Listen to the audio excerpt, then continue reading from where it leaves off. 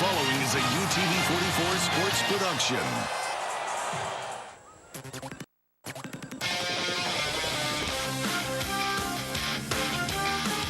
Friday night rivals. This is the UTV 44 High School Game of the Week. Presented by the Mobile and Baldwin County Sheriff's Offices and the Drug Education Council.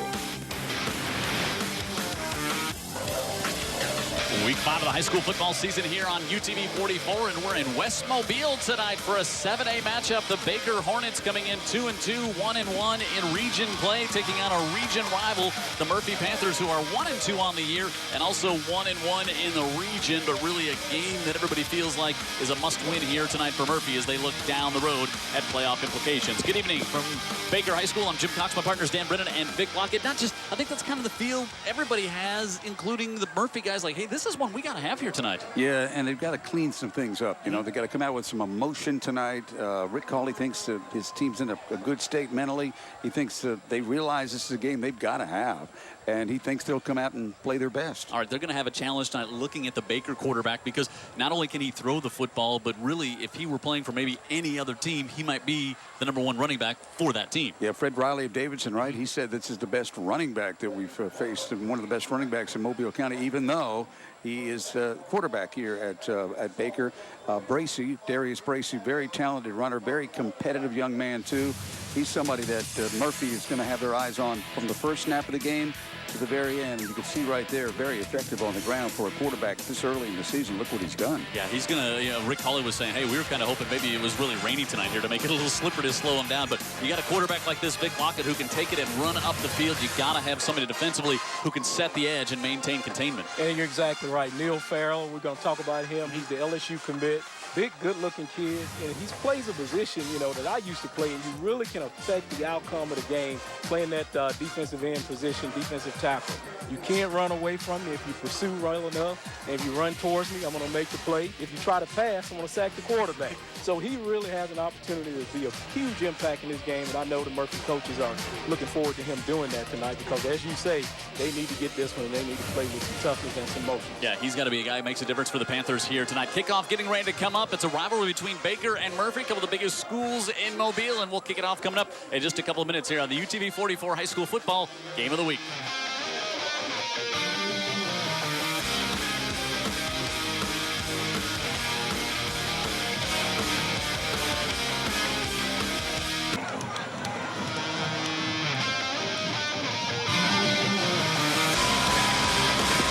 Murphy and Baker here on UTV 44, ready to start week number 5 of the high school football season out here at Baker for the first time this year. Murphy, no stranger to being on the road for their first 5 games on the road. They've had one home game, and that's one they tried to put in the rearview mirror. That was a game here on UTV 44 in which they lost to McGill.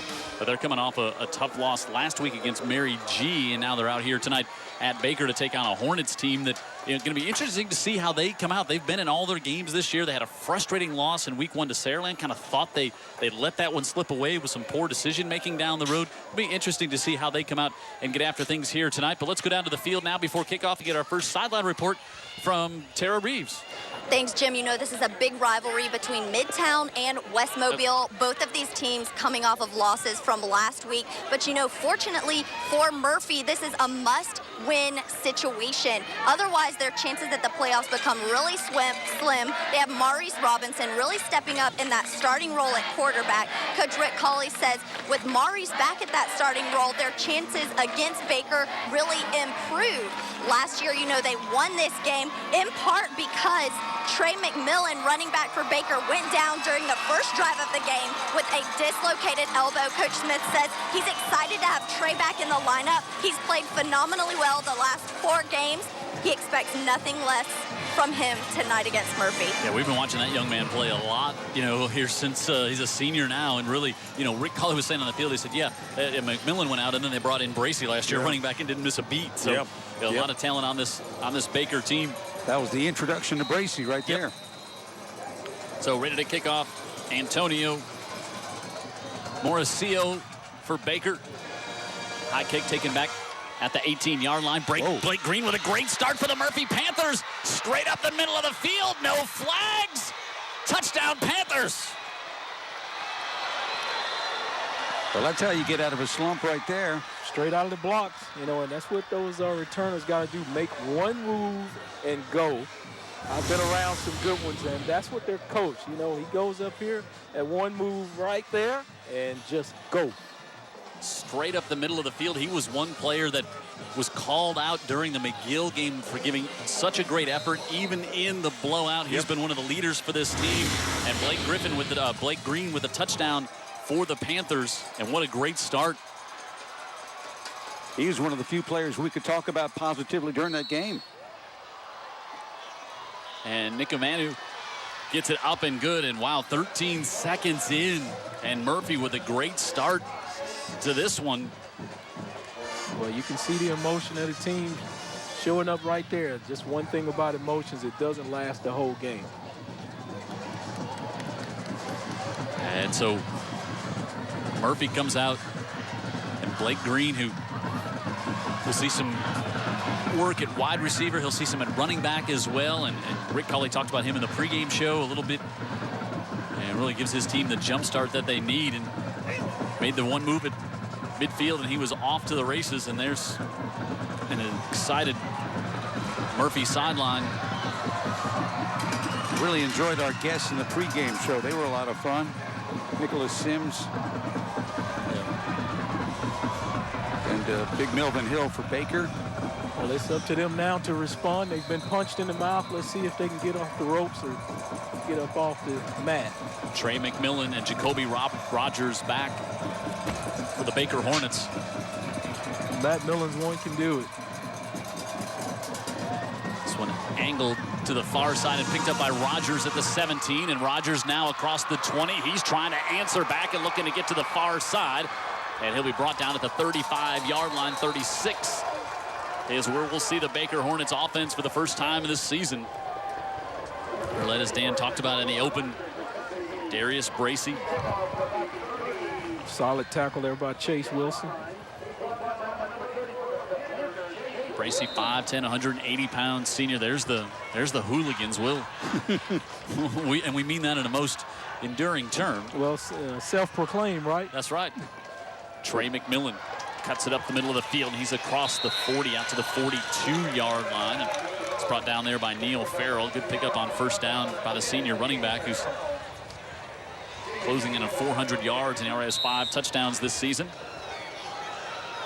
We see the tempo quickly here for the Hornets. Bracey has rushed for over 500 yards, 23 of 53, was splitting quarterback duties to start the season, but now he's the go-to guy, and he keeps this one in line. Great penetration, nowhere to go. There's Kendrick Haynes. I see you, number 3. They brought him on that red dog, and he dogged him out, Jim. I'll tell you what, for a guy that big, that shows his quickness. Yeah. Huh? Danny Smith, second-year coach here at Baker, 8-6 overall, 26 years an assistant coach. It takes the head job after Jack French retired. And now 3rd and 7. One of my old coaches, Coach Smith, was at Shaw with me.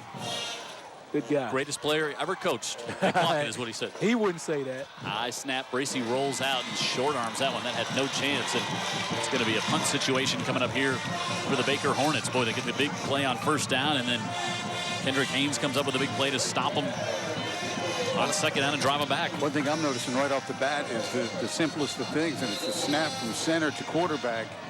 It's been a little bit off, a little bit taking the rhythm away, yeah. Yeah, and right away the rhythm from the play has been sucked out of it before the play begins. Yeah, I bet he was still thinking about Kendrick Haynes coming on another blitz at center, and he didn't do a good job getting the ball back there. Trenton McAdams to punt for Baker. Green back. Good high kick. Green takes it at the 29-yard line, a 3 and out. And we'll see Murphy's offense now for the first time. They'll take the field with the lead. Maurice Robinson is the quarterback for that coach. Rick Colley, 3rd year at Murphy. He's gone to the playoffs each of the first 2 years. Longtime assistant coach. This is 18th year at Murphy. He was the offensive coordinator for Ron Lee, one of the all-time good guy coaches in high school football during his tenure at Murphy. Ron now over at St. Luke's. Yep.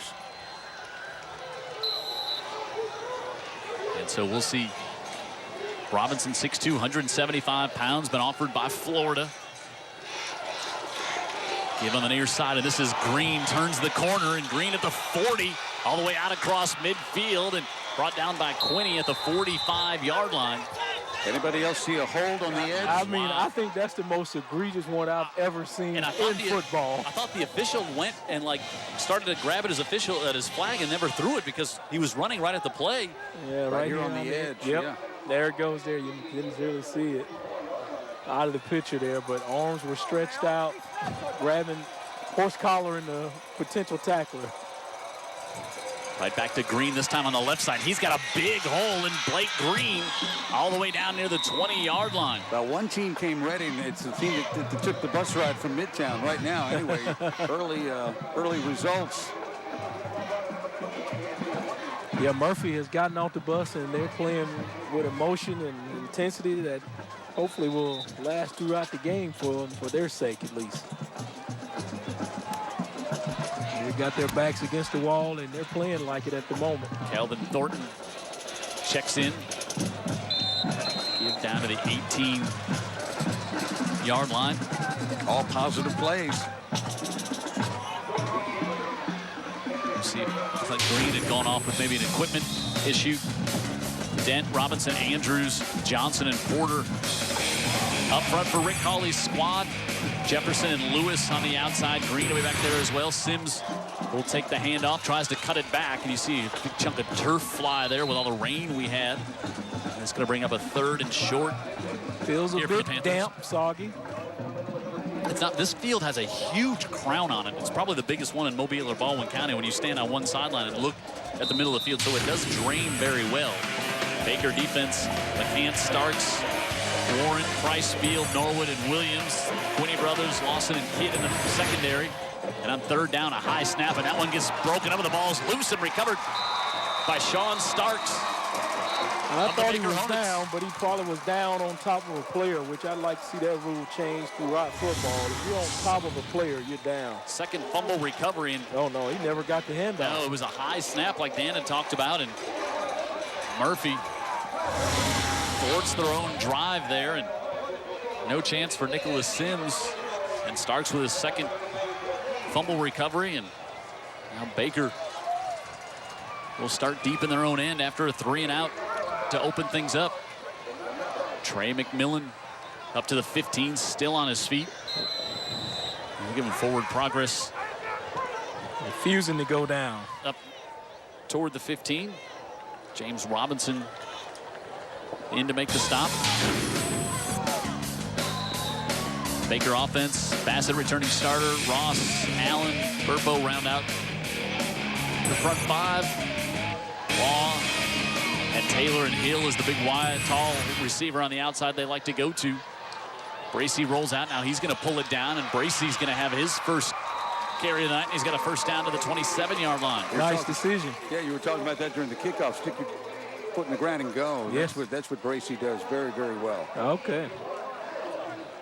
Well, he'll be successful, and he just gets it in your head upfield. Farrell, Johnson, and Young. We'll see Robinson up front as well for Murphy, Smith. Haynes already had the big play on defense. Rogers and Mason, and then the secondary, Adams, Thabit, Young, and Crawford.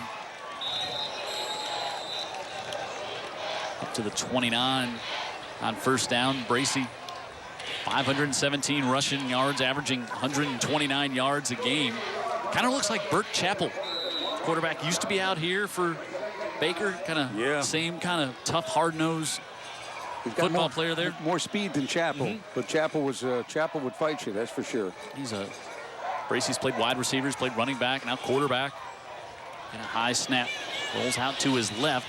Floats it to the near side. Was looking for Drayton Law, and that one incomplete. He had a step on him, just ran out of football field. Bring up 3rd and long here for the Hornets.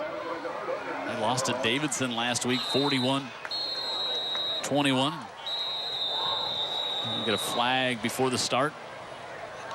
Baker may have had too many men on the field.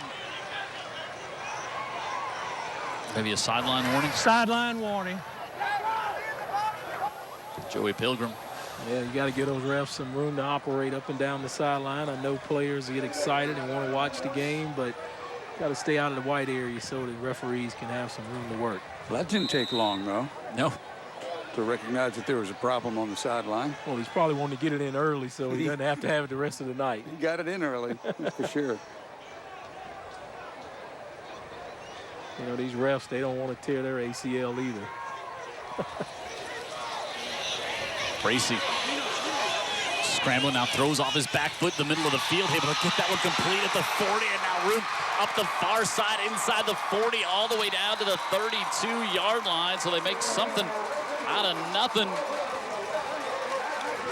Don't even have a 19 on the Baker roster.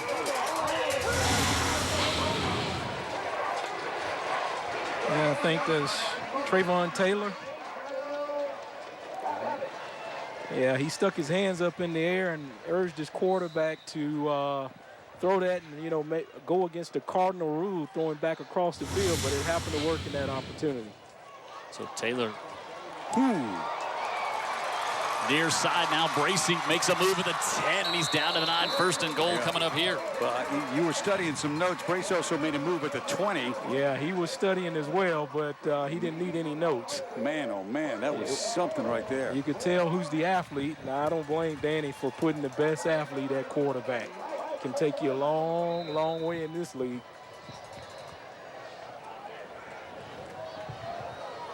First and goal from the 9 for Baker. Bracy gives it to McMillan. You see, you know, Danny Smith told us before the game, he said, you know, the field's in pretty good shape, 30-30, but it does get a little slippery down close inside the 10, and we saw it right there. There was. The field is in pretty good shape. It did rain and storm nearly all day today in many locations of UTV 44 viewing, country, but I can tell you, here in particular, they had quite a day of it. Yeah, I saw you checking the weather just a second ago. Yep. Brandon Smith is in at center. He was not scheduled to start there, and that might be a part of the issue with the high snaps as Bracy breaks free in the backfield inside the 5, lunges for the goal line. No signal yet. They're going to mark him down inside the 1. I thought he got the ball across the plane. Let's take a look right here as he gets his pass together. You kind of see what Fred Riley was talking about, huh, Dan Brennan? I'm telling you, man. He is really shifting. On the second bounce, he made it. You know. 3rd and goal, trying to go on the sneak and the push from behind. And he's going to be short. Wow. Now they say he's in. They were making him earn it, huh? I tell you what, he does have some athletic ability. A big swing there. Looked like Murphy's getting ready to go in for a score. Turn the ball over down deep in Baker territory. Then Baker ends up giving up a score, Murphy does. Yep, takes it all the way down. Feast to famine, all in a few minutes. Logan Cook on to try to tie things up. It's a great looking shot with the sky behind us here, and it's blocked. Special teams come up with a big play for the Panthers to block the PAT. Brandon Rogers, the starting linebacker, got the hand on it to knock it down. Baker on the board, but Murphy has a lead 7-6 with 5 minutes to go here in the opening quarter.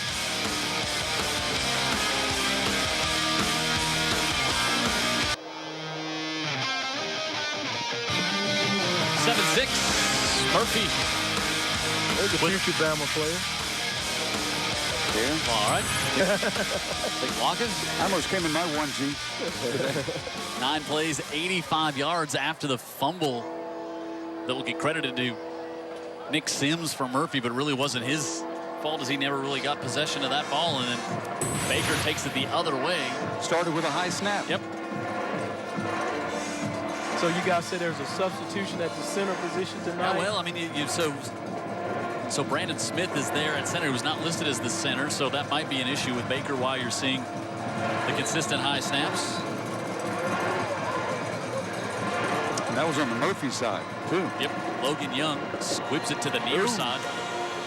Caught there at the 40 and out near the 45-yard line. Anthony Miller, that was like a knuckleball coming. Yeah, I don't think Danny wanted that one to go just like that, Coach Smith. He was hoping it would fall in a dead zone or something, but yeah, that went directly knuckle to a receiver, and he just take it upfield. Yeah, you know, these two coaches, and Danny Smith mentioned, Danny, longtime defensive coordinator, all his stuff, Shaw, and also at Davidson here at Baker, and of course Rick Colley, offensive coordinator at Murphy. So they've been matching wits for a long time. Not a lot of surprises. Yeah. Robinson fires that one high and incomplete as it goes off the hands of Jalen Smith, looking for his 3rd catch of the year. Bring up 2nd and 10. Yeah, exciting to watch Robinson here. He did not suit up for the game we did against McGill, so our first chance to see him here this year. Last week had 3 interceptions, and Rick Colley said, yeah, sometimes, interceptions, they go on the quarterback, but, those really weren't egregious throws on any of the 3. Trying to make something happen, one of them late in the game, and Pyle will push him up toward midfield, and 3rd and 5 coming here for Murphy. Yeah, Rick was quick to defend him on that issue. Some receivers may have gone the wrong way on one of the picks, and the other ones were really out of desperation, just about. One late in the game and one on a 4th and 11, and trying to make something happen.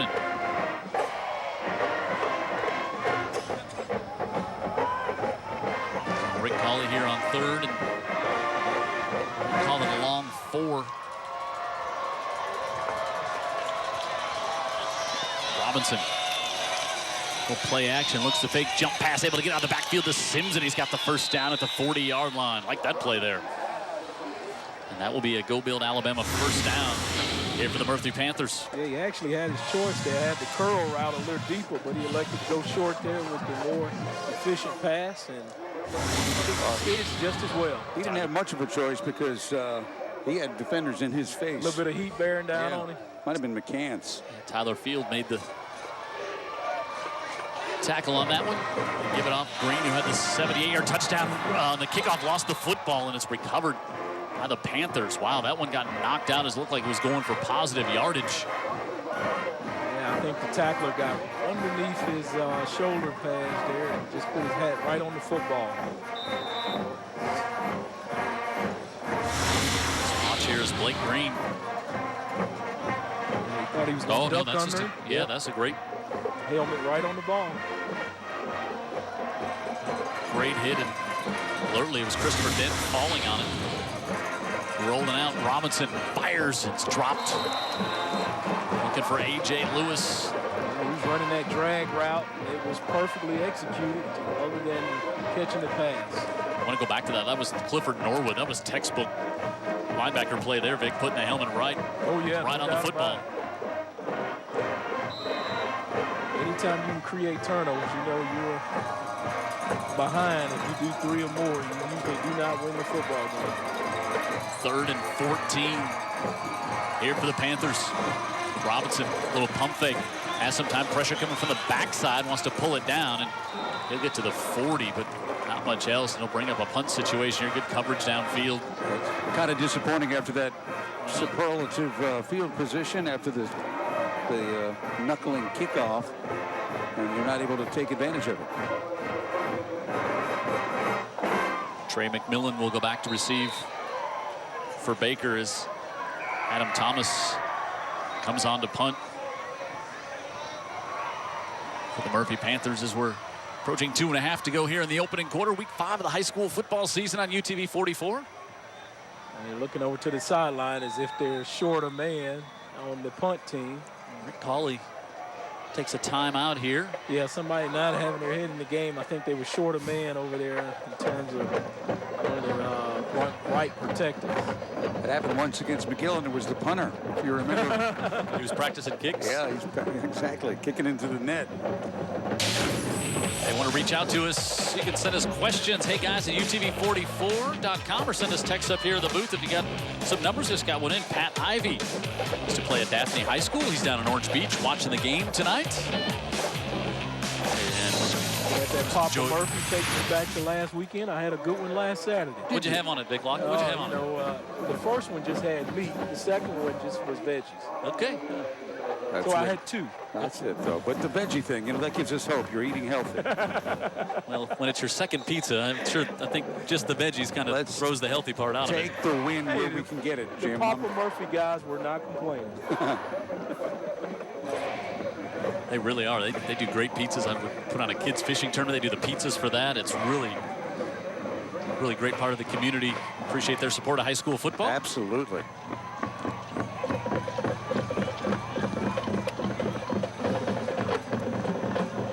Darnell Thomas. They got the right personnel out there. Yep. Almost looked like they got 13. Angles it toward the sideline. Didn't want Trey McMillan to get a hold of that one.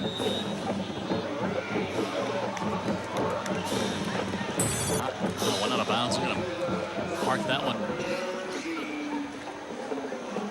Almost up at the 25-yard line.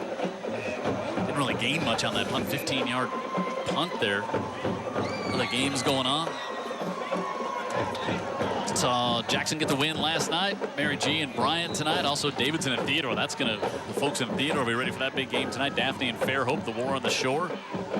McGill Tulin and Foley. That's a good one down at Foley as well. Blunt, BC Rain. All kinds of games. And how about St. Paul's going for the long out-of-region road trip to Dothan tonight as McMillan cuts this one up, and here comes Trey McMillan across midfield. He's got some speed all the way down inside the 30 to the 27-yard line before he's finally brought down deep into Murphy territory. Nicholas Young able to get him from behind and wrestle him down. Well, he made that one cut we talk about right there and just headed upfield, and gotta credit Nicholas for the hustle right there, not going for the stiff arm, and brings the runner down, saving a touchdown.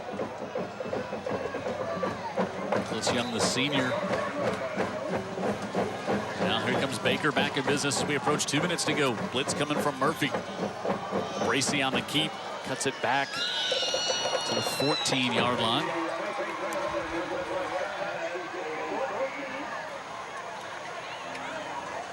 Bracy with an offer from Grambling. You know, he's got 10 siblings, and he's trying to be the first one in his family to go to college. Pretty amazing. Well, looks like he's well on his way to doing that. Exactly. Yep. I think I concur with you there, Jim. He's got a lot of athletic ability, and I'm sure some offensive coordinators on the next level are going to utilize it. He gets those quicks trying to get to the last hot pocket. Bracy wanted the snap to come sooner.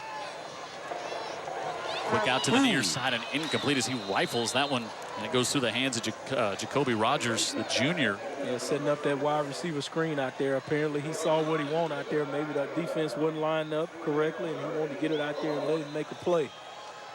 I agree with that. Put the ball in your playmaker's hands. Even though Bracy is definitely one of them. He is. He doesn't mind sharing it.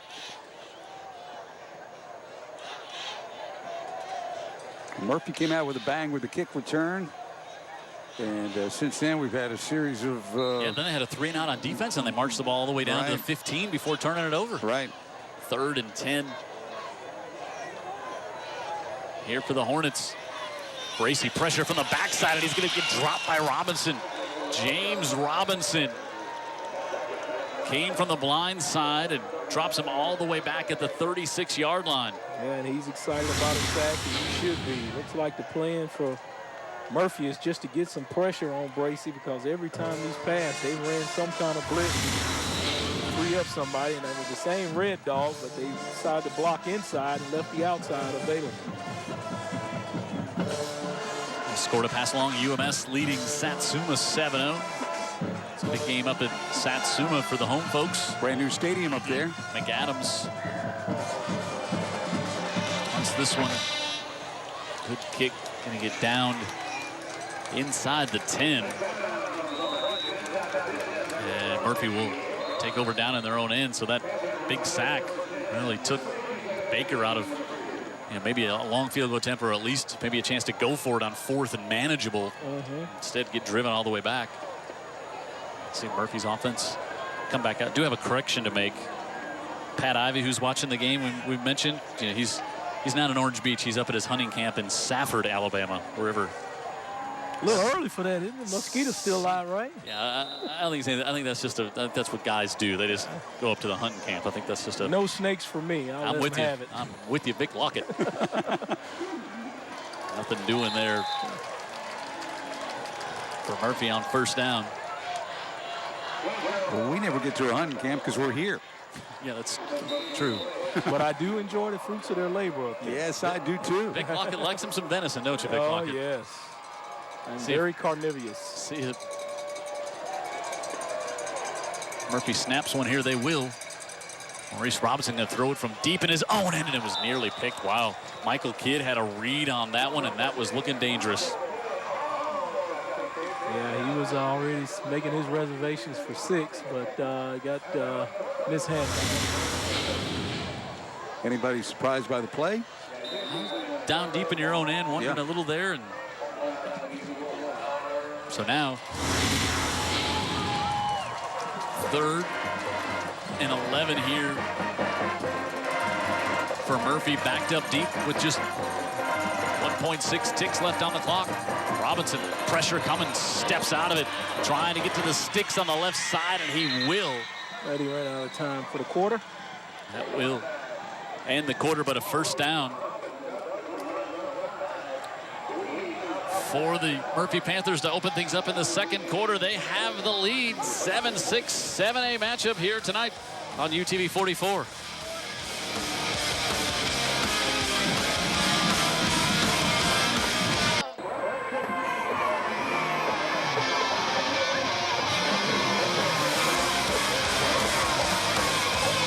That was a bit of an ominous looking sky there. Cheerleaders band to recheck the radar. Checking the radar from local 15. Chris Dunn said we might be getting some more here tonight. We did, and we might. Man's prepared with his umbrella. 1st and 10 after the scramble by Robinson. We'll see after the game, Rick, who's giggling. Well, I'm still young enough. I can't sprint, but I can jog. Robinson on the keeper. Like the ball came out at the end of the play. It did. Baker saying they have it. The official saying, nope, official saying second down. Murphy will keep it, yeah. I don't know if it's because it's wet. It's been out a lot tonight. It sure has. And that was on kind of the, couldn't really see it come out on the far side of the pile, but you could just tell by the reaction of the players that the church money was on the ground, as Warren Sapp would say, right? Oh, yeah, you got to go after it. Robinson fires that one tipped, and Michael Kidd had a chance for the second one. And a little bit high there. Kind of trying to force that one a little bit. Looked like there as well to make the play happen, and Kidd has had 2 go off his hands here in the opening quarter. A lot of mustard on that one, too. Let's watch here. That was a little behind and over the receiver. Another score to pass along. This one from Chris Haley over in Baldwin County. It's Bayside leading Excel 22-0 in the first quarter. Rolling out Robinson here on 3rd down. Wants to pull it down. Hurdles a defender, and he's going to get the first down across the 30. I think he was going to run that all the way. I agree. I totally agree with you, Big Lockett. Let's take a look at it. He said, hey, I don't think I'm going to pass this thing. I'll take care of this for you boys. Watch this. Loop. Yep. And didn't over-hurdle, didn't go too high. Sometimes you see him jump so high that it kind of ends their momentum. He was able to kind of do it in stride. No, he skipped over him. Yeah. Perfect form, huh? Well, we've seen some quarterbacks who are dynamic. Got one here. And poise, like the poise. Yeah. This is Green, and he's got a hold to the near side, and he cuts it up to the 42, and he's got another first down here for Murphy. We saw none of this cohesiveness out of Murphy in the game against McGill. We never saw the drive or anything like that. Looks like a different football team. But they're going against a different defense, too. But Robinson, I think, is the element that gets everybody's attention defensively. Got to have all your ingredients if you're going to make a cake, right? You're right. Can't leave out some and it tastes good. And I know about tasting, don't I, Dan? Well, you said it, not me. Robinson pulls it down, trying to get the edge. A long way to go to get back to the line of scrimmage, but he will to the 45. That was a long way to go to get 4 yards or so. Yeah, he went horizontal for a minute there. You know, the one plays like that, they do make, the defense does have to chase them a long time, and those do wear on a hot, humid night like this too. Yeah, you feel it by 3rd quarter toward the 4th for sure. You get your condition check and a gut check done quick. Relatively penalty-free game thus far as well. 2nd and 5, and Kelvin Thornton, the senior, will pick up 1. And 3rd and 4 coming up here for the Panthers. Next week they're on the road, so they'll take on Saraland, and they get to play some home games at Ladd Stadium.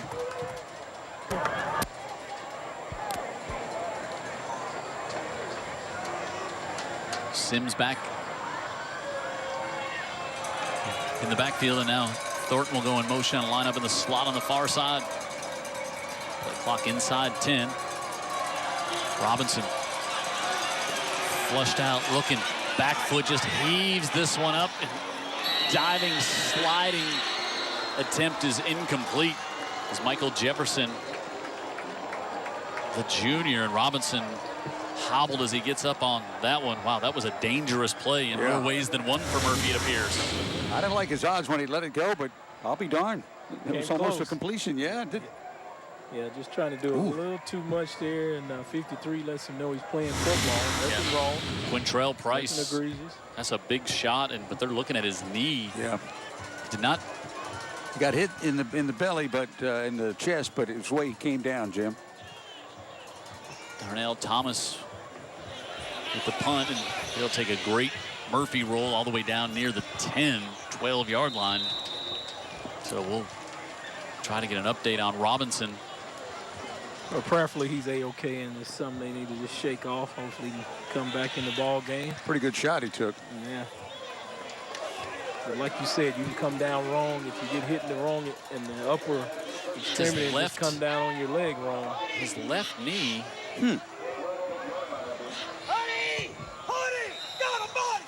So something can happen. Oddly. That's why every play you got to play hard and be ready. Baker has to hustle to get their H-back. Trenton Huddy on the field. Give inside. Great penetration by Murphy. That was Marcus Johnson making the tackle there on McMillan. Jim Cox, Dan Brennan, Vic Lockett, Tara Reeves on the sideline, Jared Kihas. How about Kihas and our crew here today, boy? In the rain, sometimes you have to sit and wait because you can't put the cameras out in the rain, and those guys are all soaking wet shoes, shirts, everything. Hats off to the job they did to get this broadcast going tonight. Every week. Back to the near side. Jacoby Rogers out near the 20 with 3rd down coming up. Good pursuit. Hey, what, these coaches got some confidence in these quarterback arms to let them throw it wide like I'm that. with you. But they're watching them every day, and I just get to see them on Friday nights. 3rd and 4. Bracy keeps it himself, and he's got a lot of green on the left side, and he's across the 40 now, midfield. Bracy to the 30, 20. He's inside the 10, and he's brought down inside the 3. Yeah, I was thinking the same thing when it was 3rd and 4 like this. Hey, let this young man just do his thing, and he's doing it right there and doing it good. Ooh, that was pretty close. Almost in there. Number 13 did a good job to hustle back and get him. 77 yards. Jalen Adams, the guy that just kept chasing. On the scamper. I wonder if Danny takes a timeout here just to his quarterback get his breath a little bit. Well, I think Jalen's over there. Oh, okay, He's got a player down. Yeah, I don't think he popped back up, so preferably he's just tired. But yeah, he was down well before the end zone. Good work there by Jared to show us there. Vic, what happens where that play all of a sudden you've just got, there was virtually nobody on that side of the field, just a quarterback who could change the direction of the play? He just made it happen, and someone apparently not having their responsibility in terms of holding down the end and setting the edge, as we love to say. It's like a counter. Yeah, and he got out there, and it was just green grass, and he just turned the gas up.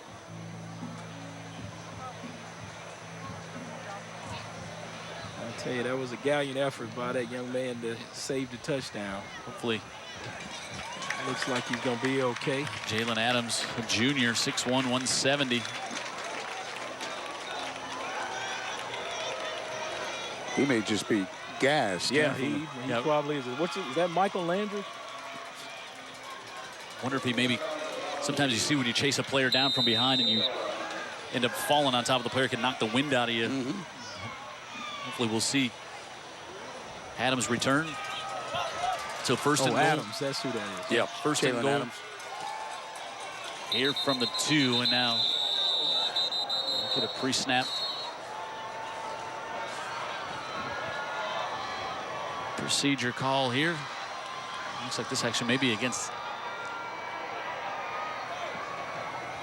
maybe Murphy jump. Encroachment by the defense. Half the distance to the goal. Still first down. He'll move the ball about a football. Still first and goal here for Bracy. And the Hornets, they trail 7-6 lead, looking for their first lead here tonight. McMillan in the backfield. Bracy got a hit from McMillan, who tried to push him forward and in, and he does. McMillan gave him a great shot from behind. Lowered the shoulder, Not going to do it, was it? Not for McMillan coming in there. They may be looking at another down to try. That's 2 touchdowns on the ground here for Bracy tonight. McMillan gets the assist. And immediately, Baker's going to chase the point and go for 2. I'm thinking Bracy again. They don't got a trick up their sleeve right there. They go to McMillan. Now they drop it back off to want to fire it to McMillan in the end zone, and they do. Wow. As they gave it off to Fernando Billups, the sophomore. I'm still going to credit Bracy with an Emmy there with the acting coming over to the side as though he's talking. So and they snap it to the Wildcat back and then pass it back to the Wildcat back. Yeah, McMillan took the snap to Fernando Billups, and then Billups bobbled it for a second, but gets it in for 2, and now Baker on top 14-7. We're early here in the second on the UTV 44 Game of the Week in West Mobile.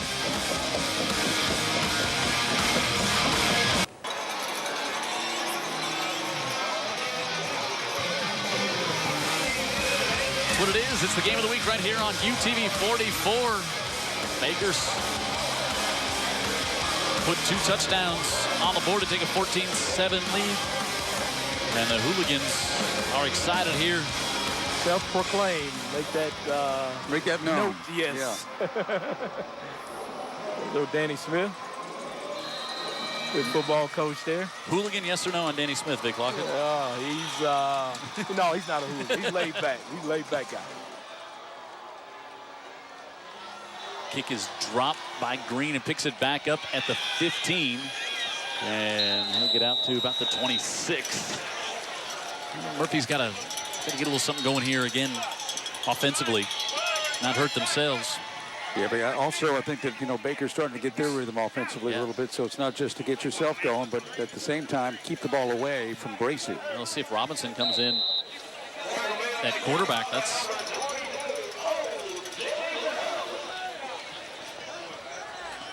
He does come back. So that's a good sign for the Murphy Panthers. Well, thank God he's okay.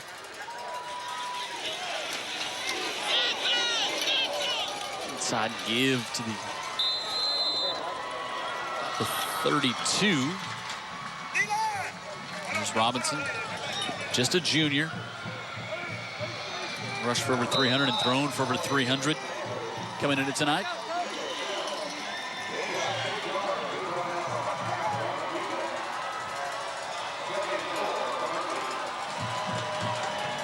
Pick up a 5 on first down.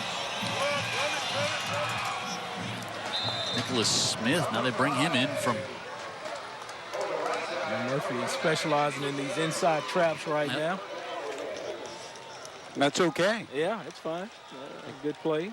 Nicholas Sims with the first down there. They usually pop every now and then. Somebody not doing their assignment on defense. Up to the 39-yard line.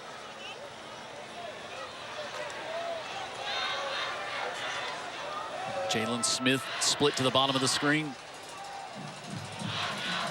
Robinson gives it off, and Nick Sims lost his footing as he tried to cut it upfield. And let's go down and get a sideline update from Tara. Tara.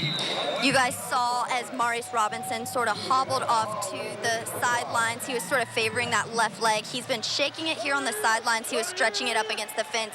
But when the coaches asked him if he was okay, he gave the thumbs up and said, he's ready to play, guys. That's a good sign for everybody. They need him, as we've seen firsthand here on UTV 44. And now he's got some room to the near side, but wants to throw over the middle of the field. Lofts it up, and Lewis has got his first catch tonight. Nice job by the quarterback, as we were just talking about him, keeping his eyes downfield, finding a wide open receiver there, putting a little touch on it, and that's discipline. Delivering it. To me, that's discipline when you consider he was out here by himself, really, and he's got such great athletic ability.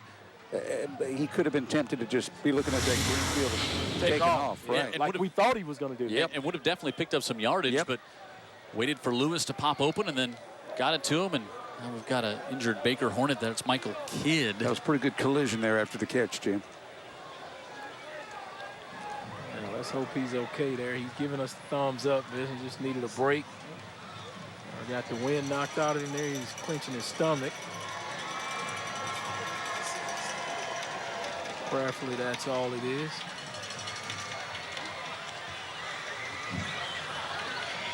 Coach Cawley being a good sport, even checking on the opponents.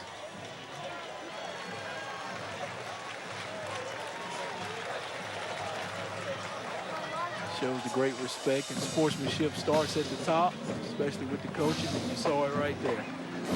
There's Coach Cawley. Long little stride to get over here, too, to check on the Baker player. That was a good long walk.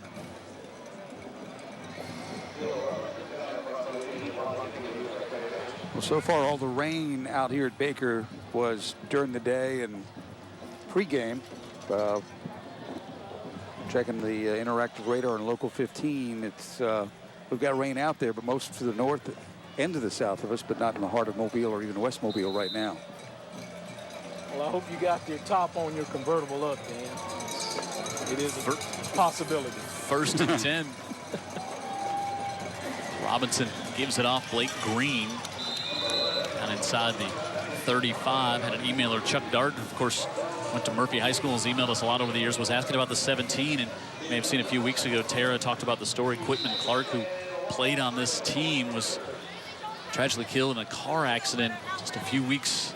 Very sad. Yeah, just three weeks ago, and really sad. And so that's how Murphy is honoring him with a 78 on their helmet. Yep. Prayers out to the family. All throughout the season, fired on the far side. First down near the 20. That's a nice little tightrope there that Robinson thrown out there. That was Michael Jefferson coming up with his 4th catch of the season. And now suddenly Murphy's got it down to the 20-yard line here against Baker. Chuck Dart also, I'm just going to say that I'll kind of paraphrase. Maybe not a fan that you're not having to get up early in the morning anymore. Just he might have liked you early in the morning. He liked having you early in the morning. I got you. All right. Robinson with the keep. There's a flag, and Robinson to the outside, trying to rip the ball away, and he gets down to the 10. But this looks like that could be a hold to bring it back. Yeah, Aries Lawson was certainly grabbing at the football.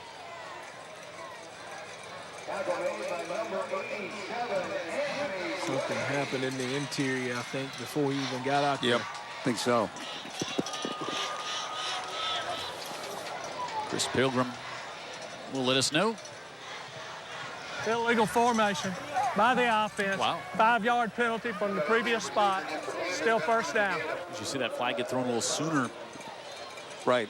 But it's 5 yards now, not the 10-yard from the spot foul of the holding penalty. So back to the 29-yard line, and it'll still be first down for the Murphy Panthers. I'll let Chuck Dart and everybody else know I will be getting up early tomorrow, though. For a great cause. Great cause. Beginning at 7 o'clock, there's registration down at Battleship Park for a walk we do each year for St. Jude. Yep. Great cause, and we'll take a timeout. Heat timeout here halfway through the second quarter. 14-7. It's Baker on top, but Murphy has it down to the 25.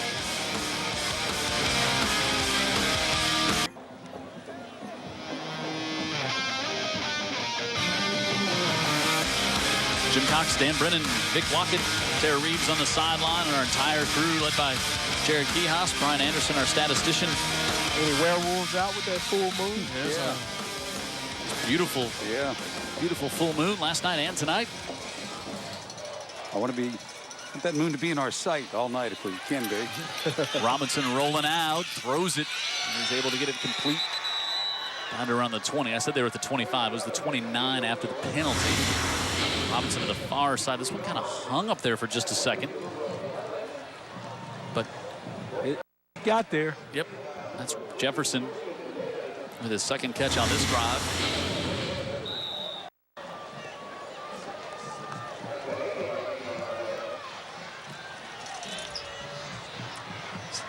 Second and about 7 here. Low snap.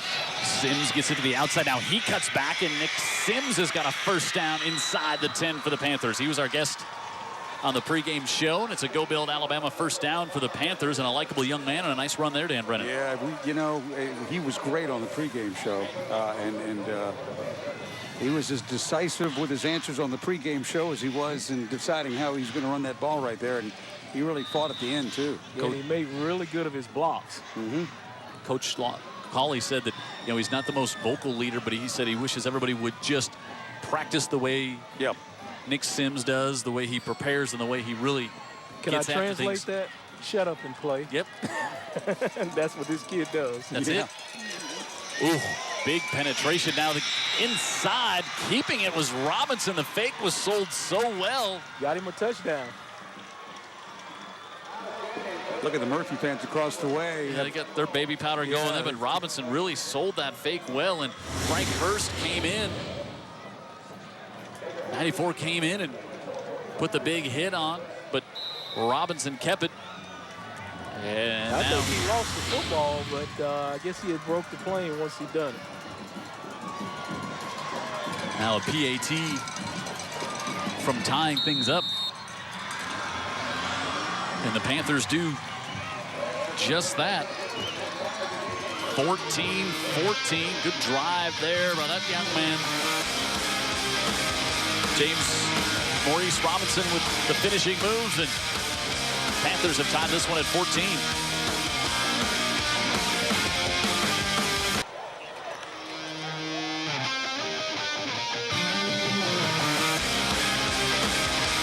Got a good one here. We were due one here on UTV 44. We've been due. We've been due in 2016. That kid is early. Hold it. No, okay. Well, we're just happy about it. Now, one thing is, this game really could turn Murphy's season around. No question. It struggled a bit. Lost to McGill, then lost at Mary G. Now they get a win. If they get a win here tonight, then they go to Saraland next week. And of course, next week playing out of the region, so not as important. Not as critical. Right. They'd like to get it going. Amos Nicomani.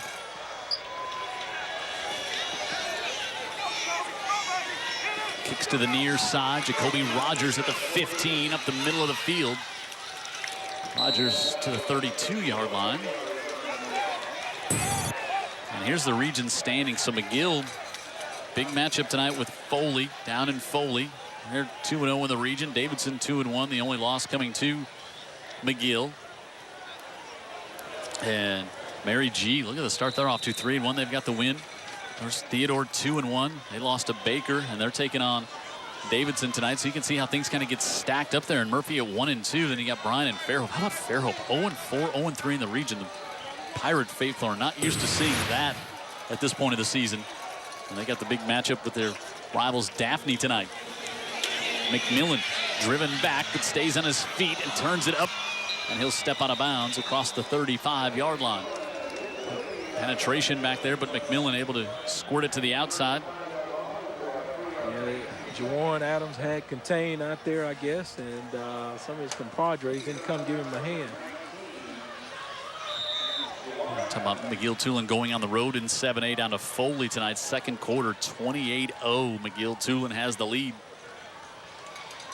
over the Foley Lions.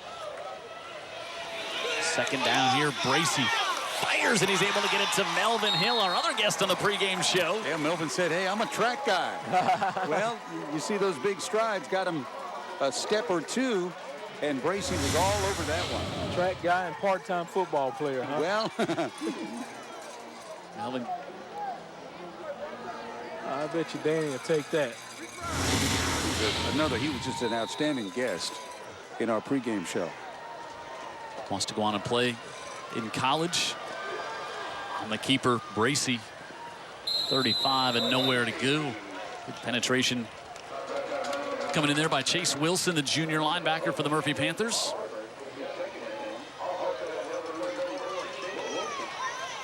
Melvin Hill said, you know, academics, he said, that's no problem. That mom and dad said, yeah, that's not even an issue. Yeah. It's just like not even up for discussion. There's no problem about going to college from the scholastic side of things. McMillan trying to bounce it to the outside. Has a little hole there to the 29-yard line. Stuck his nose right up in the middle of some white jerseys. And Tyrell Thabit, the safety, made the stop. Third down coming up here for the Hornets as we're inside 3.5 to go. We've seen that young guy McMillan have some sensational nights. Yep.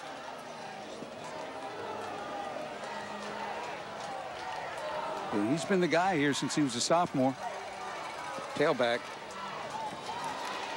And here he is again. Makes a move. Drops the shoulder at the 20, and he's still on his feet. A late flag comes in. Could be a face mask at the 15. Yeah, maybe. But I tell you what, that was a gallant effort right on cue as you guys were talking about it, man. You know, take this football around the edge. That was not the design play, and that's what I like about players sometimes. You just can't just play plays. You got to play football. He saw the hole over there to the right side, and he jumped through it. Not play plays, but make plays. There you go. Saw the face mask there in the replay. Face mask penalty for 5 yards against the defense. First down. You know, a good night for the Baker fans is when somebody's got to run over to Walmart and get more powder. Moving it right down here. You know, both defenses giving up 28 points a game, and both defenses kind of on pace to give that up here tonight. McMillan on the right side gets behind a blocker and then bounces it to the outside and dives to the 4. Yeah, he put his hand on behind a big Drew Ross and say, hey, give me a pass and I'll take it. Left guard, 5'11", 245. I think he could move some stuff out of the way.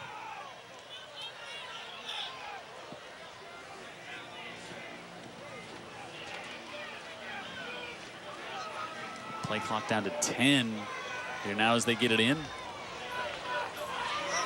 They go power set. Yep, bring the linebackers over to do some extra blocking, and Bracy tries to squirt through the middle. Kind of lined all the heavy stuff up to the right side there. Yeah, it was all smoke and mirrors, and then they went to the left side. Yep, they brought in Clifford Norwood, the linebacker, as an extra blocking back. Right behind Jeremiah Barusio. Yep. Timothy Burke in there, helping out at the H-back as well. Now they'll flip the formation. Hunter Warren, the other linebacker, comes in there, and Bracy again wants to go up the middle.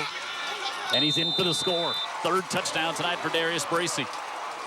Yeah, Bracy say, hey, this is my show. You're out here at Baker, my home stadium. Let me show you what I got, Dan. He's been showing us. He has. 3 touchdowns in the first half here tonight for Bracy. Logan Cook will try to make it 21. Making his case for player of the game. Well, he's right at the goal line there. He's able to get in for the score. And a low kick hits the upright and comes at back. At the bottom. I have not seen that before on an extra point. So it'll be 20. Bottom of the bar. To 14. Which that could come back to bite them. Watch out for that. Try to explain it to Coach Smith, but I don't think he's hearing much at this point. They had to chase the point one time after the first touchdown. They got it blocked. So once again, they get 6 rather than 7. By the way, guys, the NFL moving the extra point back. You guys, I think, study it a lot more than I do. Has it really affected much? Well, you know what you saw After a lot 1 of week? the kickers now just kicking it not into the end zone, hanging it up high and doing the shorter, higher kicks to give the coverage teams more chance to get down there. Well, in fact, I'm talking about the extra points, point. Extra point back to the You're talking about the extra points, long though, extra aren't you, Dan? point. I thought you were talking about the kickoff coming out to the 25. I misspoke. Yeah, so, it really, it has mattered a little bit, but I think kickoffs in the NFL, as we look at the scoring drive, I don't think we're going to see them in a few years. I think it's going to be something that goes away because of player safety. Yeah, I just think it's such a player safety issue. Yeah. Under 3 minutes to go, 3 minutes on that drive, and Bracey, his third score of the night. Now, my team, in terms of extra point, they usually just go for 2. Steelers. And they've got so many. They've got so many plays. Yes. That they work on them every day is the talk around the league. And I love the idea. Up the middle, here comes Blake Green to the 37. All right, trivia since we're at Baker. I didn't want to talk about the fact they only have one playoff win in their school history. But when you only have one, it is kind of historic. And it's recent, too, right? No, Big Lock. That's why it's a trivia question. So I think you'll be shocked at who they beat.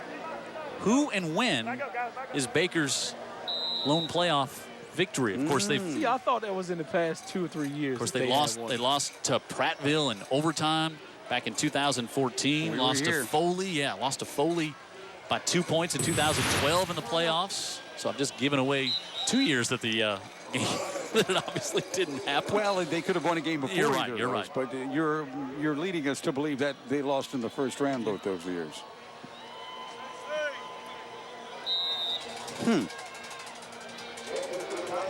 So we'll have that for you in the second half. That's more than a head scratcher. Now, shaking his right hand. Williams has got more physical problems. Robinson gives this one off, and Nick Sims out to the 45. Baker will get the ball to start the second half, so Murphy would really like to punch something in here.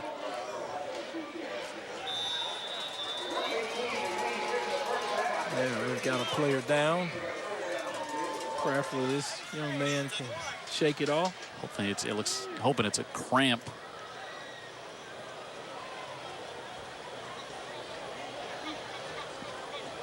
Sportsmanship by the Murphy and Baker Cruz teams, taking a knee along the sidelines until the injured player gets taken care of. Speaking of the NFL, I think I heard where that's now a rule when a player goes down, both teams head to the sideline. Yep. Yeah, it's probably precipitated by the antics of my boy Joey Porter last year. Joey Porter rule. Coaches and players on the field doing injuries and start jawing back and forth at each other. Yeah, that was ugly. Not the way it's supposed to be done. No. The young man's about to pop up too.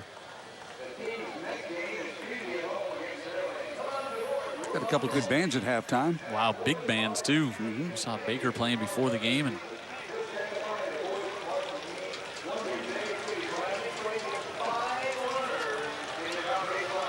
it's Quintrell Price, the senior linebacker, slowly making his way. Over 6'2", 220 pounds. Looks like a high school football linebacker, right? I'll tell you what, that guy does play and make some plays. He's got some wheels on him as well. Coach Smith and I talked about it in pregame, and he's excited about his play. Well, he's taking a good one. Taking his time getting over here. He's not feeling well right now. No, he's not. Thank God he's at least upright and on his own power. And we've got all night to wait for him to get over there. 3rd and inches here.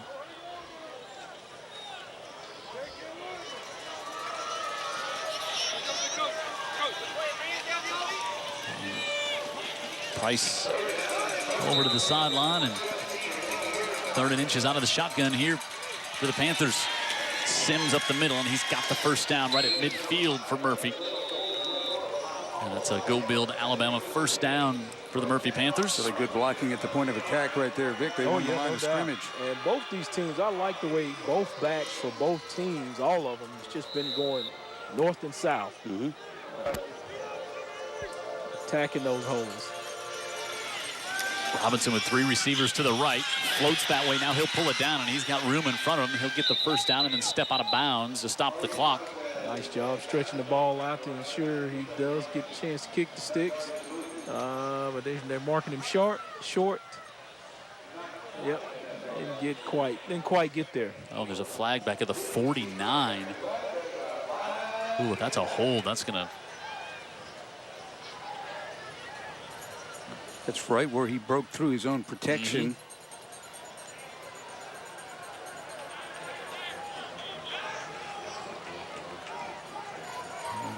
Murphy starts to walk that way, so... Personal foul against the offense. 15-yard penalty from the spot of the foul. Wow. Still first down. I don't know what it... Yeah, definitely Be a shot chop themselves block in or the something. foot there. Yeah. No explanation, just a personal foul. So Net is 15 yards. yeah, that is a... Yes, that's actually about a 25-yard penalty. Yes, it is. You're right. If you count the progress of the previous play. I don't think Murphy realizes the clock is rolling right now. It's all the way down to 45 seconds. Okay, on 1st and 25.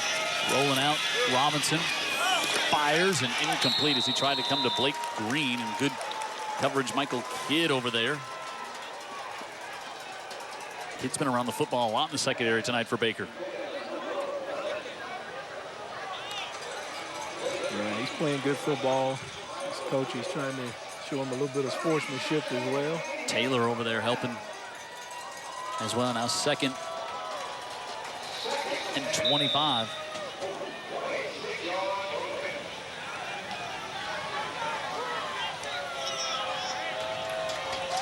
Clock stopped for the incomplete pass. Not exactly to prevent. 36 seconds to go. They go right up the middle. That's Nick Sims. And Sims gets to about the 42-yard line. And I guess that's why Coach Cawley didn't go prevent, thinking they may do something slick underneath. Yeah, if you're Baker here, do you think about calling a timeout? Because you got 3rd and forever. Chance to force a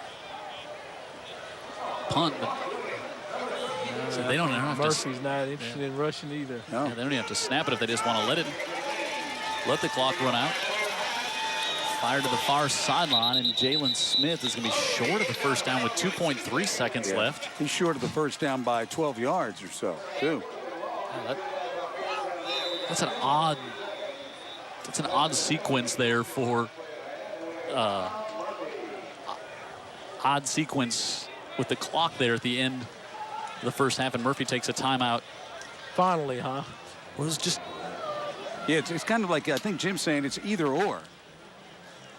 No, I agree.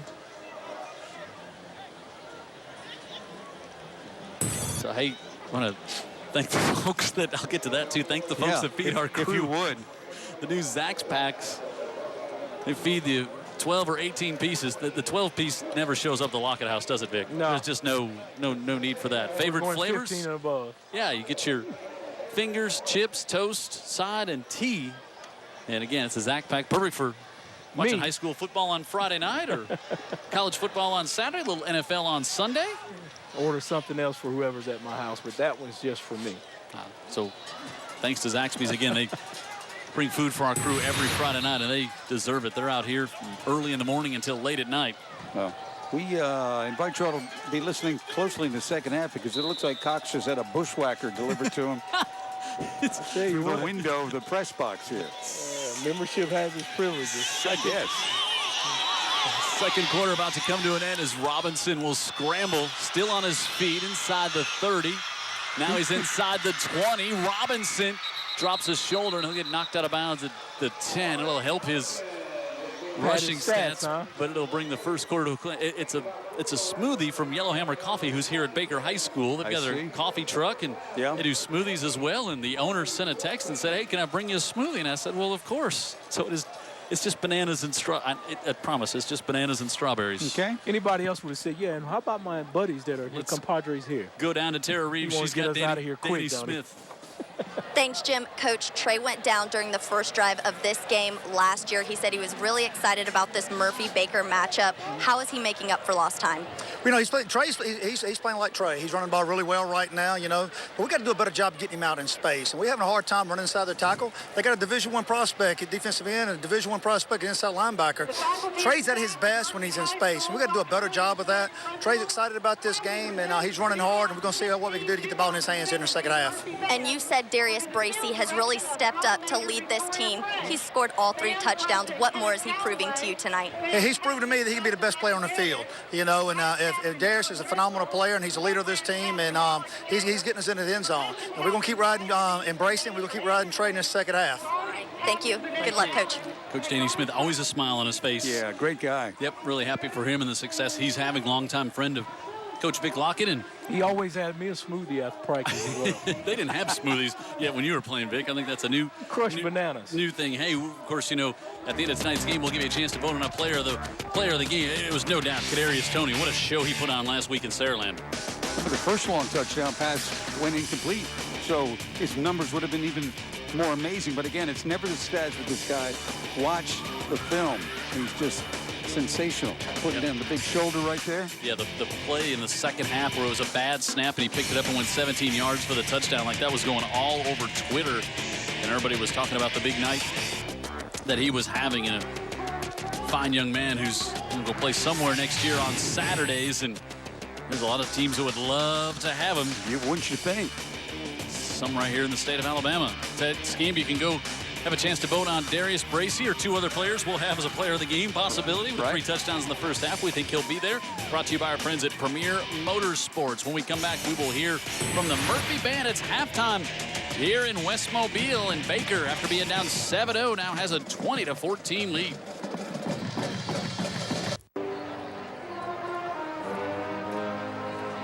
Halftime here at Baker in our Pepsi halftime show. Baker has the lead 20-14. Let's go down and enjoy the Murphy Band.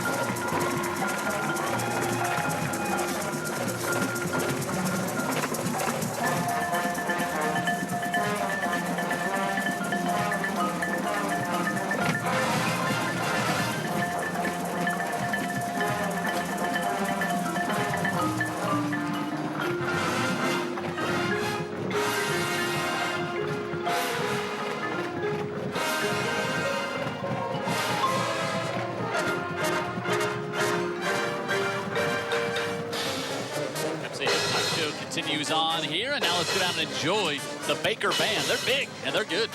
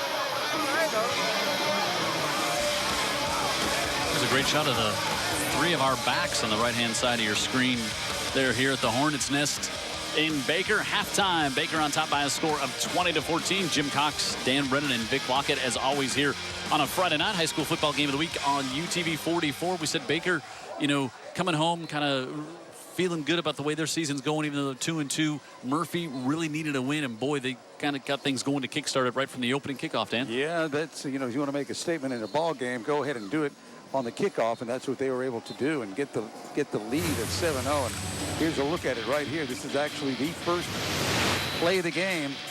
Blake Griffin takes it at the 15 and goes 85 yards.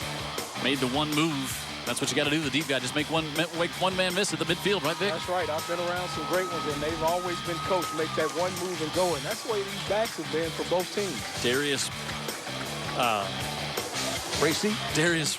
Bracey, the quarterback for Baker, with 3 touchdowns in the first half. And then you can see here, this was Robinson getting down, lost the football right at the end. A touchdown for Murphy, and Bracey with another one.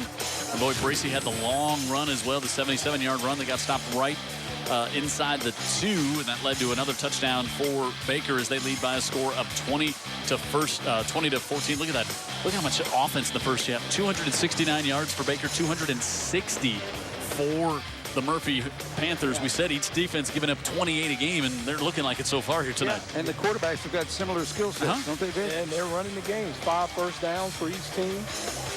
Bracey with 113 yards in the first half. McMillan grinding it out a little more, 10 rushes, 75 yards, and through the air, Robinson 5 of 12, 63 yards. Hasn't really had a big play through the air yet, but you would expect to see in the second half. So, you know, teams going up top, you always see more of that in the second half in games like this. Some more chances down the field. We would expect that here in the second half to get things going.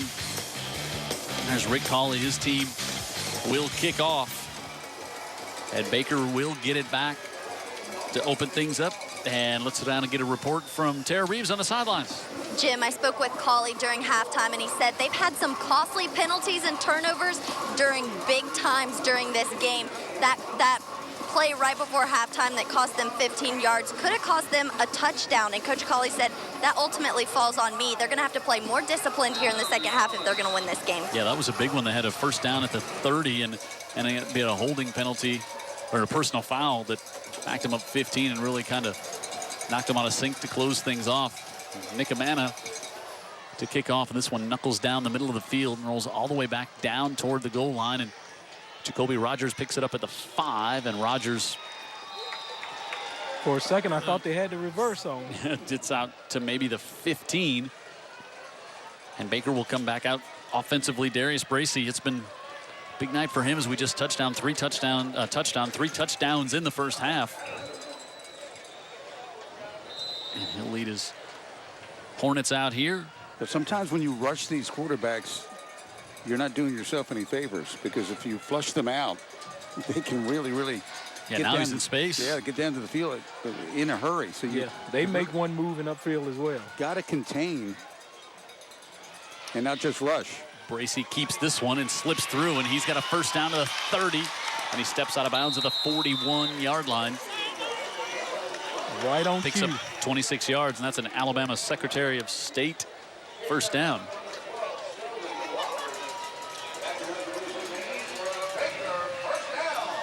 Yeah, it looked like he was going to give it, but he pulled it at the last second and came around the corner with it. You know, when it's between him and McMillan, you've got 2 really good choices. Yeah, no doubt about it. Bracey gives this one to McMillan on the right side, trying to stretch things out. Stays on his feet, gets out near midfield, steps out at the 48-yard line. That'll be a pickup of 7 on first down for Baker. Baker's off next week.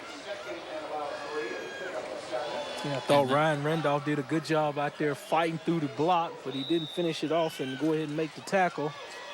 Allowed the back to get upfield for some extra yardage. 2nd down and 2. How about the Baker band at the half? Wow. Big and loud. Best band we've heard all year. Yeah, they've been great. They were great. McMillan with a 1st down out near the 40. Probably will be the best band we hear all year. 3,200 students, I think, is the enrollment number out here at Baker right now. May have noticed a little growth in West Mobile over the past 15 years or so. Not as many pastures and a lot more subdivisions out on areas like Snow Road. Well, the school is a city by itself when everybody's in.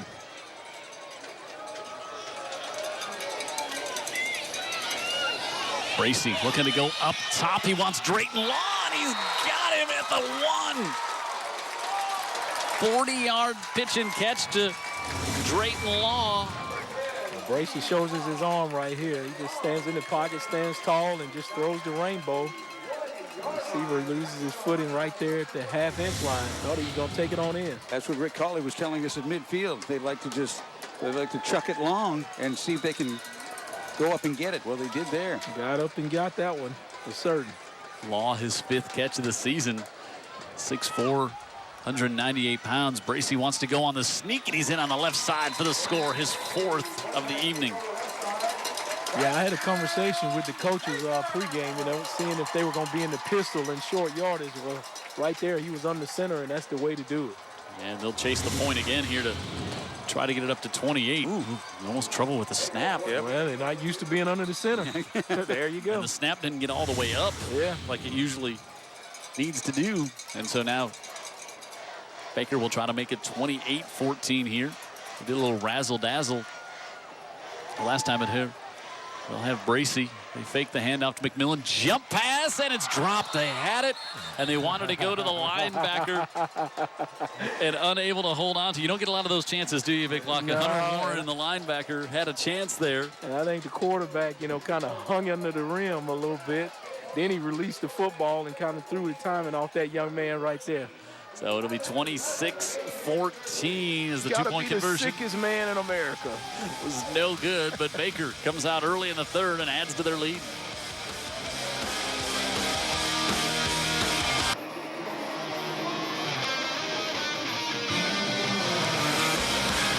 (26-14). Baker takes the opening kick here in the 2nd half, drives it down. 4th touchdown of the night for Darius Bracy, and it didn't take long. 40-yard pass in the middle of the drive helped.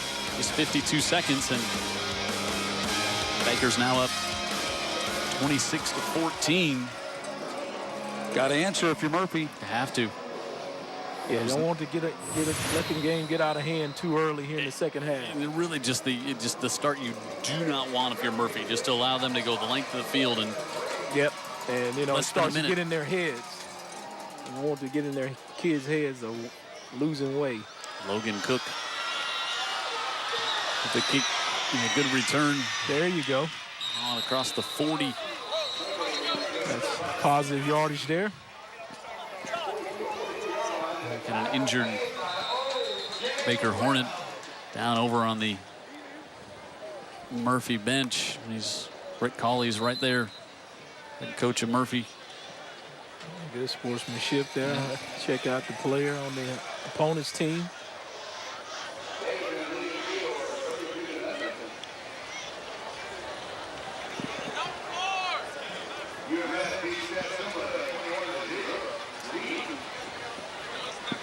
Not catching number.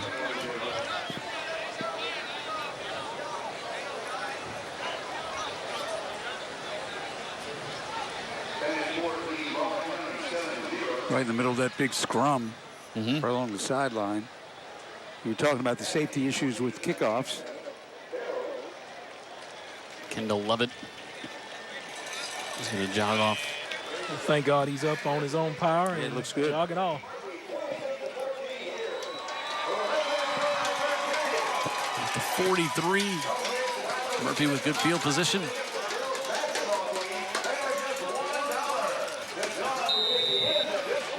Davidson really putting it on Theodore down tonight. in Theodore. That was a big matchup in 7A as well. Sims fell down as he went to take the handoff. Both feet went out from underneath him. Straight down he went.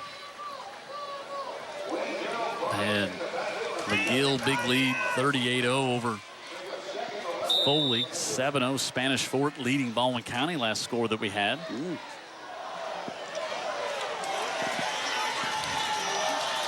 Loss of 1 second and 11. Robinson floats one to the far side. He's able to get it complete to Jalen Smith, who's going to be nice job by the receiver climbing the ladder there and fighting the defender off to get the football. A little short of the first down. Quarterback appreciate that. Defender all over him, but he says, nope, that football's mine while it's in the air. Yeah, that was Kidd over there defending again. Pickup of 10. It's 3rd and 1 for the Panthers. Robinson with the inside give and a first down to the 45-yard line. Something methodical. Something methodical that ends in a score. You're right back in the game, and you're keeping that ball away from Gracie and his friends because they're starting to feel it on the Baker side offensively. Bring Smith to the slot on the near side and Jefferson to the bottom of your screen. Robinson rolls out to the right. Now he's going to be hit and dropped all the way back at the 45-yard line. Trenton McAdams, the junior, with the sack. Yeah, it looks like he was trying to set some back up over the opposite way, but defense had nothing to do with it, huh, Dan? Yeah, they had it covered, and he never had time to find out if it was open or not. No, he didn't. McAdams, the junior. Good job by that young man making a play. Says Jim Cox called my name for that. Take that. Just it's kind of similar there to the end of the first half. You're moving the ball, then you get a big loss, and now 2nd and forever. And Blake Green. There's nowhere to go around that edge. Yep, pick up 2. 3rd and 17 coming up here for the Panthers. Not a lot in the playbook. No. Rick Culley's been calling plays a long time. You don't have a lot drawn up here at 3rd and 17.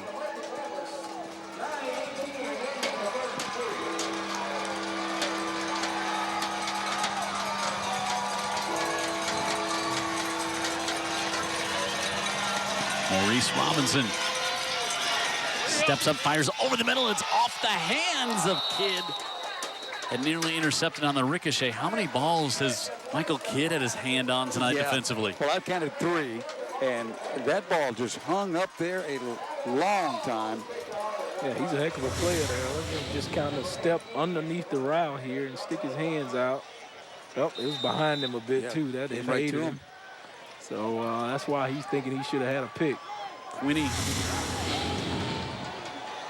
was in the neighborhood as well after the deflection. High, short kick. Baker gets away from it, and they'll have it at the 31-yard line. Well, you're hoping at least for Murphy they had a chance to flip the field there, but that really didn't happen either with the short punt. Not with the sky point like that. Traveling basically enough to get the first down, so.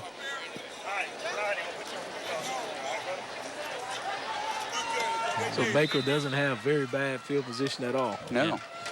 They'll spot it up actually at the 32-yard line. And Darius Bracey and his fellow Hornets out there looking to add to their lead. Bracey up to the 39-yard line before he's pulled down by Brandon Rogers. Again, Murphy sending pressure that time right up the middle. Yeah, Kendrick hangs on that run blitz, and just very dangerously, if he breaks that, the back, there's not many back there going to tackle. No, that's the problem. But, man, Kendrick is so quick for his size. Inside, here's McMillan, and he's across midfield, still on his feet and down to the 38-yard line.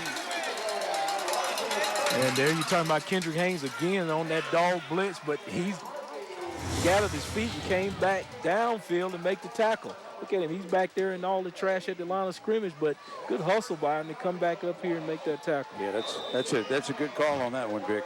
Secretary of State. First down here in Alabama. Bracy. Up near another first down. Wow, there's just lots of room all over the field right now for the Hornets. And I'll let Vic, I'll defer to Vic on this. Is Murphy having a bad night tackling, or is this pair just hard to get to the ground? That's what I say. I see some talent in this Baker backfield, and they are running relentless, and they're going north and south, and they're just moving the sticks and kicking the chains. They're going to measure this one. Got close to it. The down marker guy seems to think he has it. He just flipped it to the first down already. He says, I've got the eyesight. I'll tell you right now, ref, this is a first down. Well, those usually home team volunteers over there. Yeah, that is true. Kind of influenced the refs a bit. Mm-hmm. And it didn't work. Second and that many inches. You know, I've heard there's a little funky rule that if that marker doesn't change correctly and the play starts, there's some kind of rule now where you can get an advantage offensively if it's not correct. Really? Yes. We're bound to see it throughout the year at some point. Interesting. Up the middle, McMillan needed to get a couple inches. He's got more than that as he's inside the 15. Yeah, he makes it academic. Going north and south, he moves it right along, huh? It's an Alabama Secretary of State first down. I'm talking about Alabama Secretary of State. Baker is governing the football right now. Nice, Vic. Nicely done.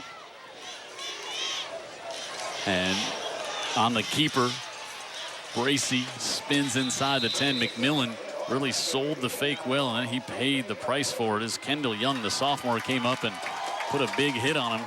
And he gets up and lets the crowd know I'm okay. I thought he had the football there, but no, the quarterback, being the magician he is, he pulls it out at the last second and gets around the edge. That almost scored it out of Brace's hands there as well. And now Baker down deep. McMillan. Wow, these guys don't want to go down at all. He's been running like that since his sophomore year, too. Yeah, keep those legs churning. Picks up a yard, 3rd and 2. Here for Baker. Boy, you're Baker, you're thinking you get a touchdown here, and you really put some distance between yourselves and your rivals from Midtown. Yep. As we approach the halfway point of the 3rd.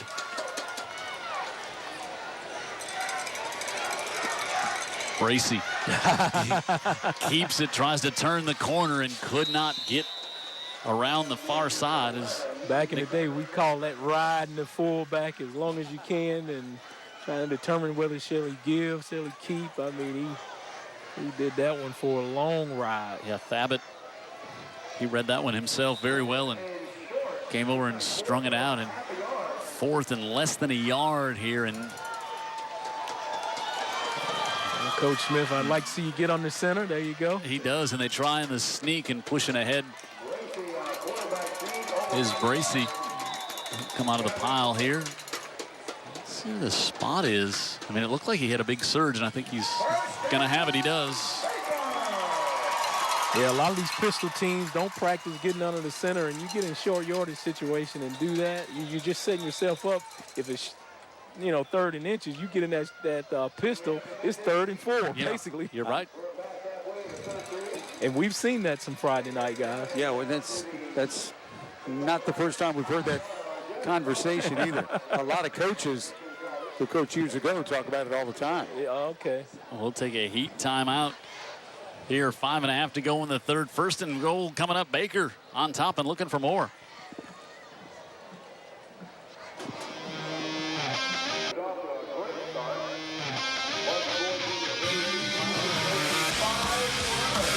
Halfway through the 3rd, Baker on top and looking for more. 26-14. They have the lead. And they've got 1st and goal here. Darius Bracy. 4 touchdowns tonight. He's got an offer to go play at Grambling, and you would think more schools would be certainly jumping on the bandwagon as the season goes along. High snap. Bracey able to pull it down, makes a move to the left. Man, lost yardage on that one. Yeah, but looked like that could have been disastrous from the start with a bad snap. Yeah, that threw the rhythm off for the play. He had to climb the ladder to get the snap. And then he had to wait for those guards to pull around. I think they just kind of get in his way.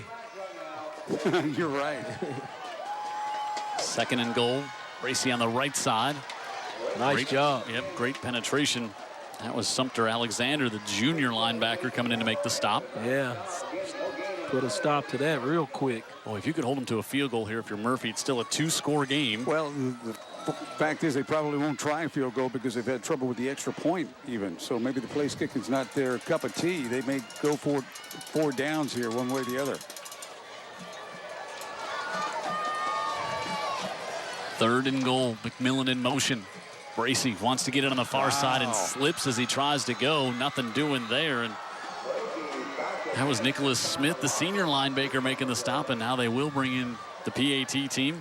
You know, I thought for a minute there that they would load it up to that side and do that play where they went to the weak side. And I'd take my chances out there with Bracey and a defender. Yeah, they were really loading up the box defensively, Murphy, and I thought they were going to, like you, going to try something on the edge.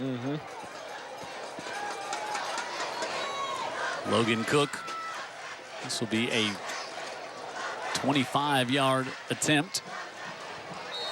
And Cook puts it right over the UTV 44 camera to make it 29-14. He flinched up there, didn't he?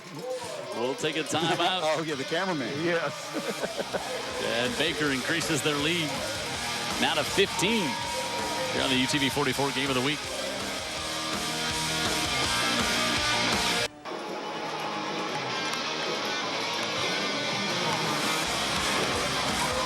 Here's the Hooligans.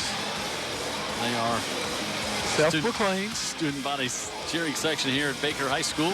Don't want any parents emailing Jared or sending any letters. Well, Jared didn't call them hooligans. Yeah, but Jared usually gets all the trash and covers us. That 11-play drive. Yeah. I mean, took up almost 5 minutes off the clock. Another big crowd out here. This is obviously the thing to do in West Mobile on a Friday night when Baker's at home. Good fan support. Cook with a short kickoff.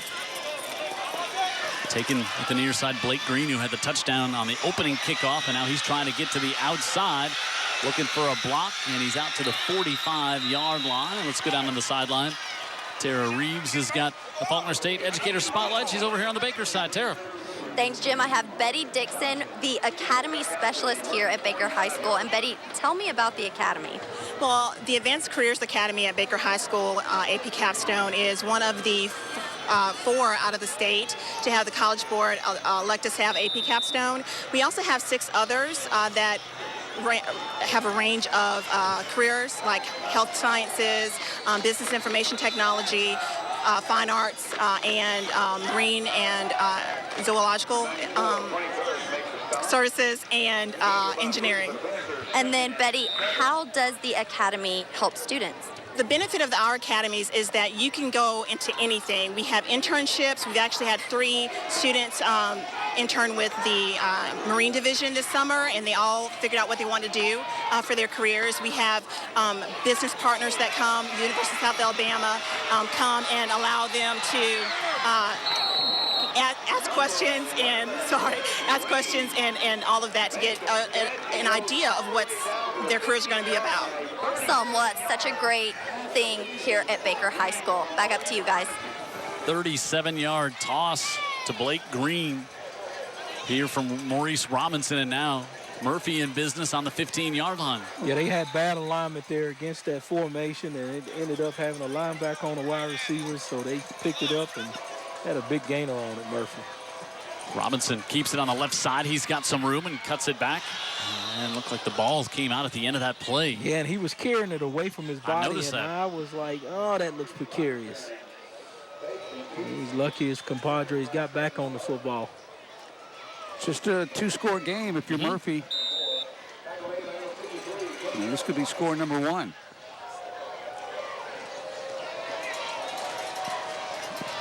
Robinson a little slow to get back to the shotgun here. Gives it to Nick Sims right up the middle, and Sims pushes ahead. Sims inside the 5. Yeah, nice job by the Murphy coaches there to hand the football off because the quarterback's wincing a little bit in pain, but he's playing through it, so it must not be too serious. First and goal here on the Sims pickup.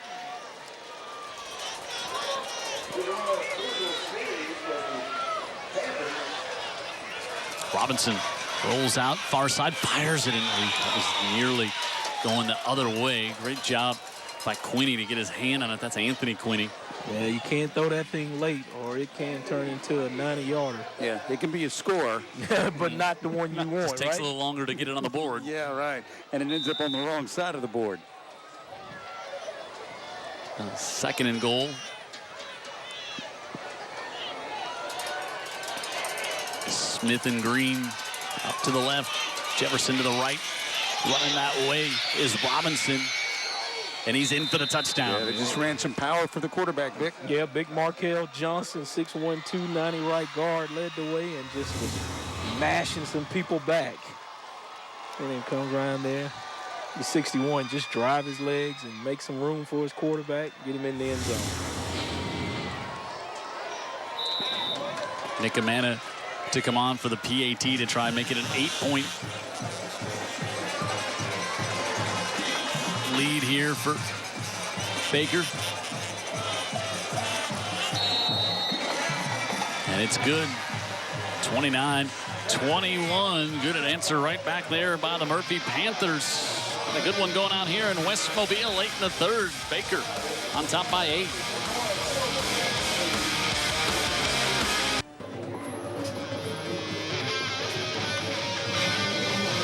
And each team with a score here to open things up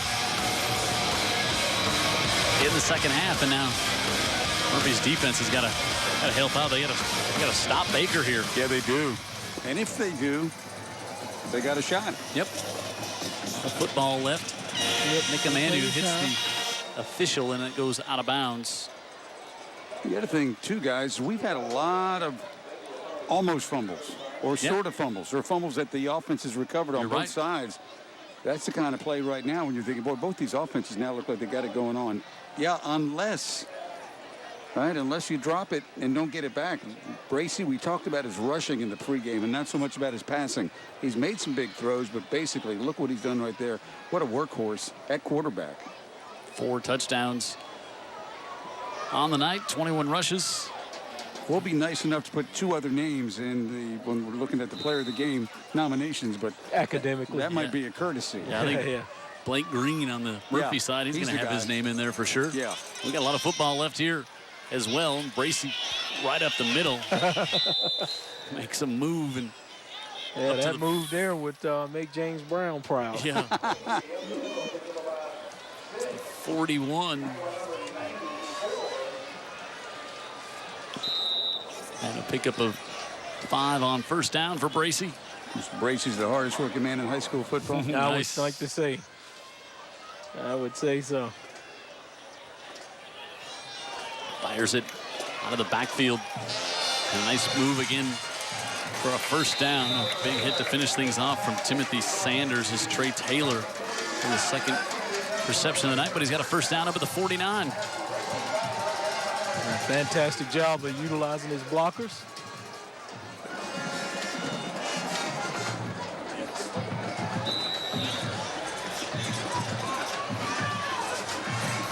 First down for the Hornets, and McMillan will push into Murphy territory. And let's go back down to Tara. She's got the Scholastic Athlete of the Week from Baker, brought to you by our friends here at the Gulf Coast offices of Alexander Shannara. Tara. Thanks, Jim. I have a Lauren Rollins here. And Lauren, how have you excelled both academically and athletically? Well, I've had A's my whole life, even in my AP classes, and I've been the captain of the volleyball team for the last 3 years. And then what do you feel that your strengths are? Definitely my time management skills and balancing all of my classes with 3 sports, volleyball, basketball, and softball all year.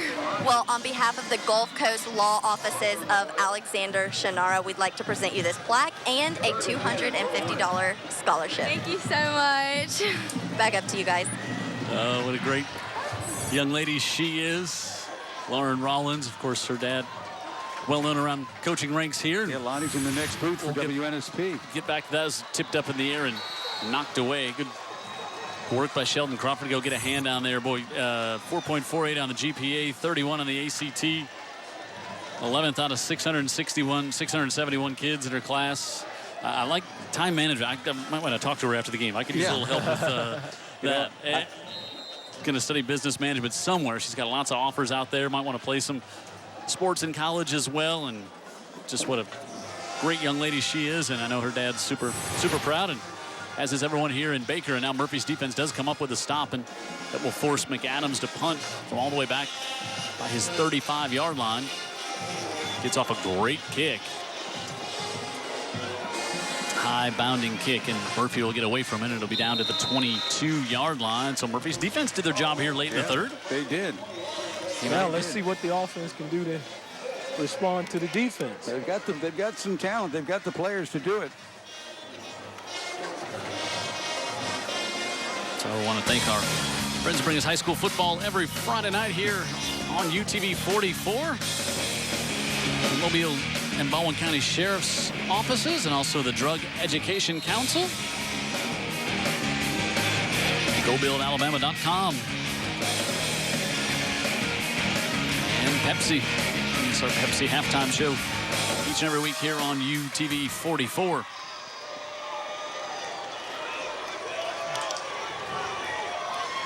Robinson rolls to his left. Incomplete. That one went right through the arms of his intended receiver, Jalen Smith. Interesting here if Murphy does go down and get the score, to see if they chase the points themselves to go for the tie, or just try to get back to one. I guess being down 1 or 2 really doesn't matter much at that point. So how much time's left in the quarter when they do it? Yeah, I think you go and get the points, 4.7 seconds left here in the third. Sideline guys got some issue.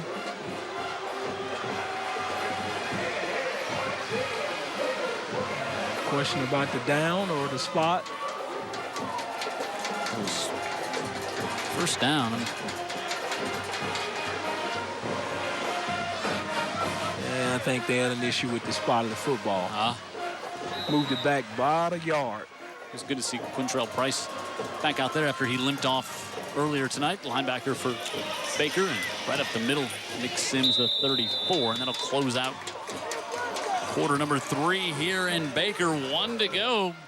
7A matchup tonight here on UTV 44. Baker on top by 8. Murphy with the ball to start the 4th when we come back.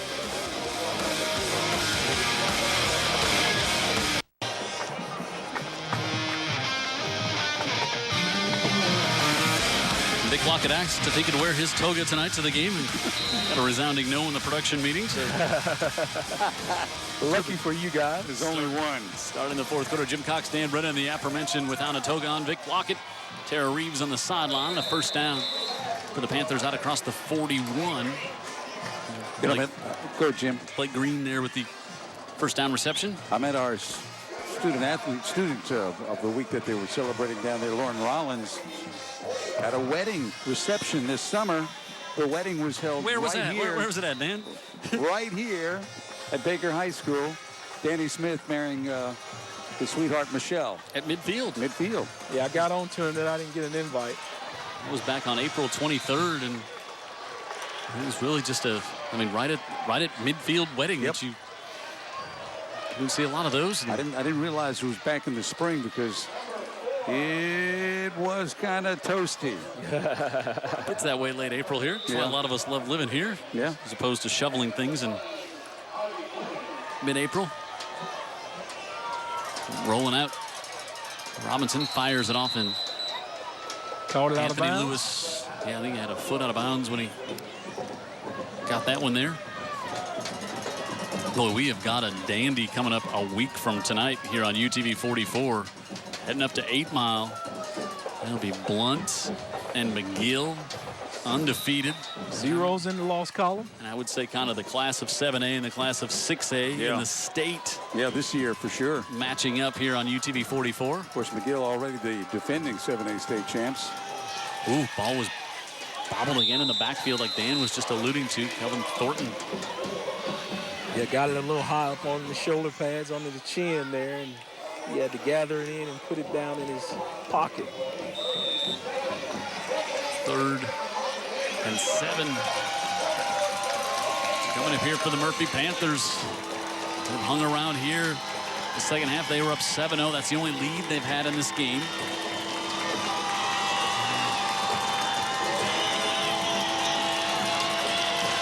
Robinson, pressure coming, steps up, hangs in there, fires, and it's off the hands of Thornton. Boy, Robinson knew he was going to get hit. Nice job by him. Hung in there. Yep. Lawson came on the blitz, hit him, and Thornton couldn't hold on to the pass. And Boy, Robinson did his job for sure, and he knows he's going to get whaled. And the ball is a little bit high and outside, and of course, Robinson being hit on the throw probably played a role in that. Darnell Thomas on the punt. Here for Murphy, they should be able to pin Baker back. They'll get down inside the 20, down at the 18-yard line, and so now Murphy's defense will need to make another stop. Murphy so far, Baker, what they've done so far, they lost that one to Saraland here at home, and they really thought they'd let that one get away. They were up late, had the lead, and they came back and beat Viger. They beat Theodore. That was Theodore's only loss coming in tonight, but they're getting handily beaten down tonight by Davidson, and then last week Davidson able to pick up the win. So then they go to Fairhope Bryant. They got McGill, Foley, and Mary G to round it out after their off week next week. Bracy wanted to go deep down the field. Now he finds a wide open receiver, Jacoby Rogers, and just couldn't get it to him in his hands. Just overthrew him a little bit, and if he's got it, he's got 6. Yeah, he's coasting. Nobody back behind him, and he just kind of slips out there. And quarterback sees him late. And then it was indecision whether he was going to run or he was just going to turn around and catch it. They just gave away 6 right there. They might have been holding that one for just that play call for just the right moment here tonight. McMillan tripped up, and now 3rd and long coming up for Baker. Now if you're Murphy, if you get a stop here, now you're going to get the ball back. You would think a pretty good field position. You would think, yeah. Just 2 minutes into the 3rd. 2 minutes into the 4th quarter. Trey McMillan, the senior.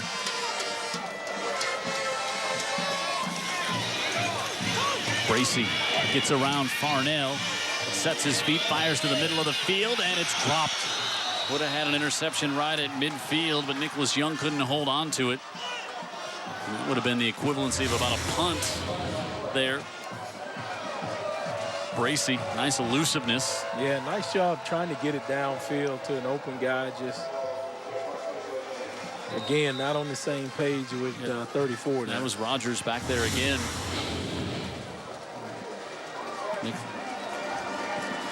Nicholas Young. There's the receiver back there, Lewis. He's standing inside the 45. McAdams has been punting well tonight. Sends that one over his head. Wow, look at the roll it's going to take all the way to the 23-yard line. They brought the return man. I think he missed the line and misjudged the power of the punter. Yeah. Well, even if you just drop back and fair catch it, you save yourself 25 yards on the roll. Sure. Boy, that was. I think the kid just wasn't sure how deep he needed to get. All right, here's our trivia question. He missed it by a lot. He did. Baker, one playoff win in school history. Who'd they beat and when they do it? McGill? Not McGill. I would say Murphy. Not Murphy. Okay. Let's find out who would All win. guesses. Viger. Wow. In 1984, 25-20. The lone victory in the postseason for Baker High School. Rolling out, Robinson fires at the sticks, and he's going to have a first down. Blake Green with the Alabama Secretary of State first down. Young man's had a great night here tonight. He's got a few catches under his belt. Oh, yeah. He had to go down deep to dig this one out. Got it. Good catch. Yeah, he secured it against his body, looks like. Nick Sims right up the middle, and now Sims up to the 49, and he's going to be close to another Murphy first down as we approach 9 minutes to go. Just powering, spinning, and bobbing and weaving. You're not going to tackle him. He's just going to keep going forward, looks like. You know, talking about that one win, we mentioned those couple of losses, that heartbreaking loss we did here against Prattville, where they lost in overtime, 41-35. Fired in stride, first down to the 30 as Jalen Smith catches that rope.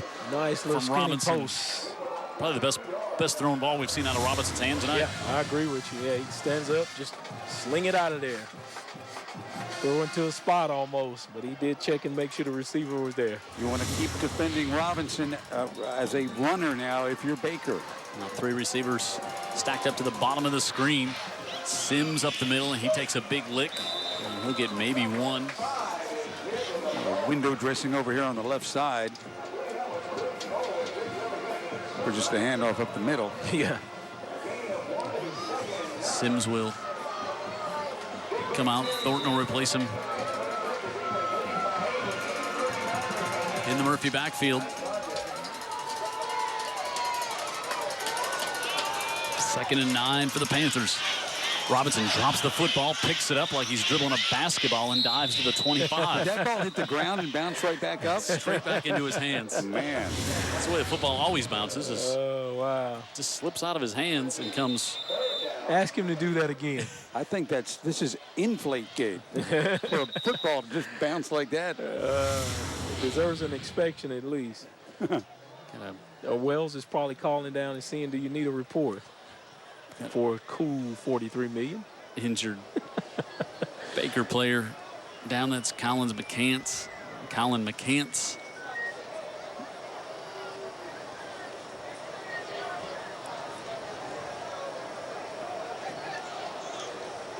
Let's hope this is not too serious and he's okay.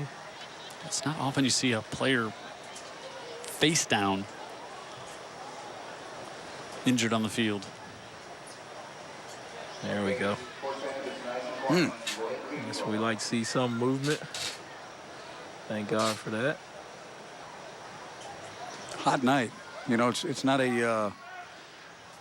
This may be one of the muggiest we've had this year. It's really muggy. We just have showers around us. And yeah, give us a weather update. You've been doing a good job of keeping an eye on that. Oh, goodness. We had helmet to helmet with teammates right there. Yep, that was...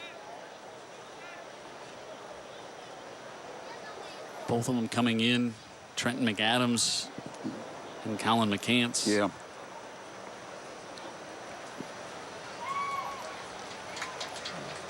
And McCants is up. That's what we want to see. Thank God he's up and trotting off. Says, I'm okay. To a splattering of applause. To answer your question, Vic, it looks like no imminent showers right where we are right now, so we're probably going to get through the game just fine. And you can keep your umbrella in wraps. I can. Jared Kihas, our Mr. Everything on the UTV 44 crew, just hoping his shoes are dry for next Friday's game after today. 3rd down here, Robinson, and now we get a whistle, and Baker got a timeout before the snap. What? That was the look of the old Mississippi State defensive Joe Lee Dunn. Yeah, hop around and try to confuse the blocking schemes. Yep.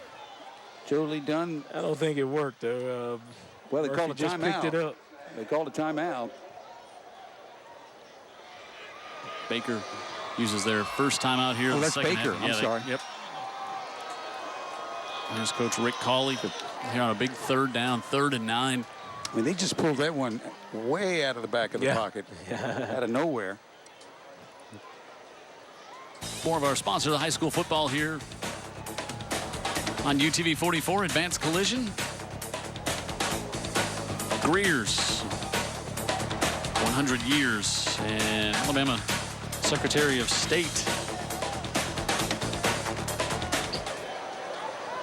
3rd and 9, 8:16 to go at the 29. And I think you're in two-down territory here. 8 minutes left. Yeah. The 29. Yeah, I would say, yeah, because you give Baker the football back and they could put together another drive. And your defense is playing well here in the fourth quarter. God forbid for Murphy that Baker has a long drive and then scores at the top of it. So, yeah, you probably want to hang on to it here and try to get 7.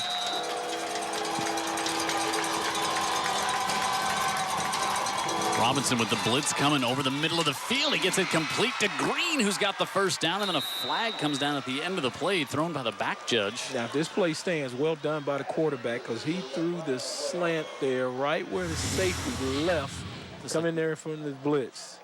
He just went right where he was, or where he would have been. Yeah, and they threw the flag off to the right of that play. Let's listen in. Pass interference by the defense. Play made a first down on its own. The penalty will be declined. First down. Big conversion on 3rd and 9 by the Panthers.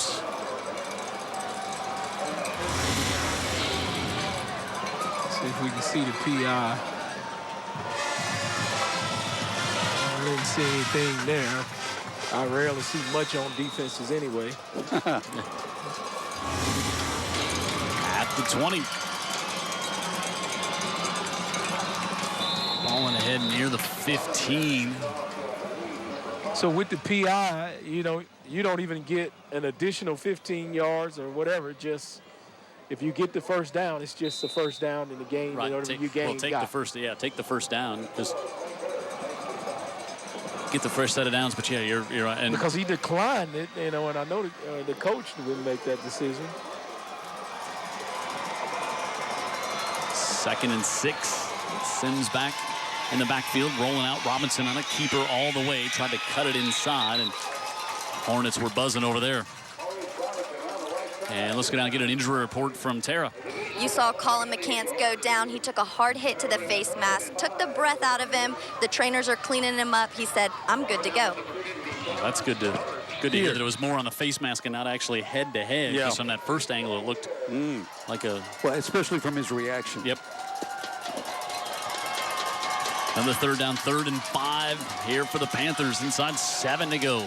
Robinson hit as he's fired, and there's all kinds of contact to the near side. And wow, that was Lewis, but I think Lewis might have been the one who initiated the contact. But how about the hit Robinson took? Yeah, but he was trying to run to the football, and the defender was just in his way. That was Price who came in. And let's see, ruling that it was an uncatchable ball. I thought that should have been PI there. Watch Price come in, and now he's just impeding him from getting to a spot. Refs see it different, though. He has the last call. I think Rick Cawley asking the same thing Vic Lockett is on that one, and now 4th and 5. He got banged up a couple of plays ago, and he's showing some grit, huh? Yeah. He knows the difference between being hurt and injured. Good football down here in South Alabama. Yeah, 4th and 5 coming out here as Murphy takes the timeout.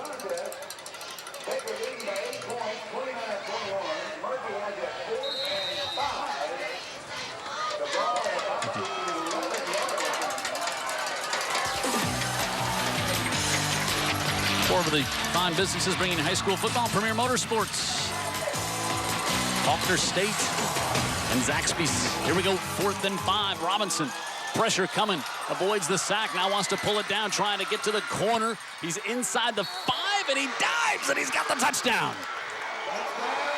Look on the far sideline, the Murphy crowd. They're glad they made the drive now. Tell you what, when you've got an athlete at quarterback, you've got a chance. And you see the powder there going through the air.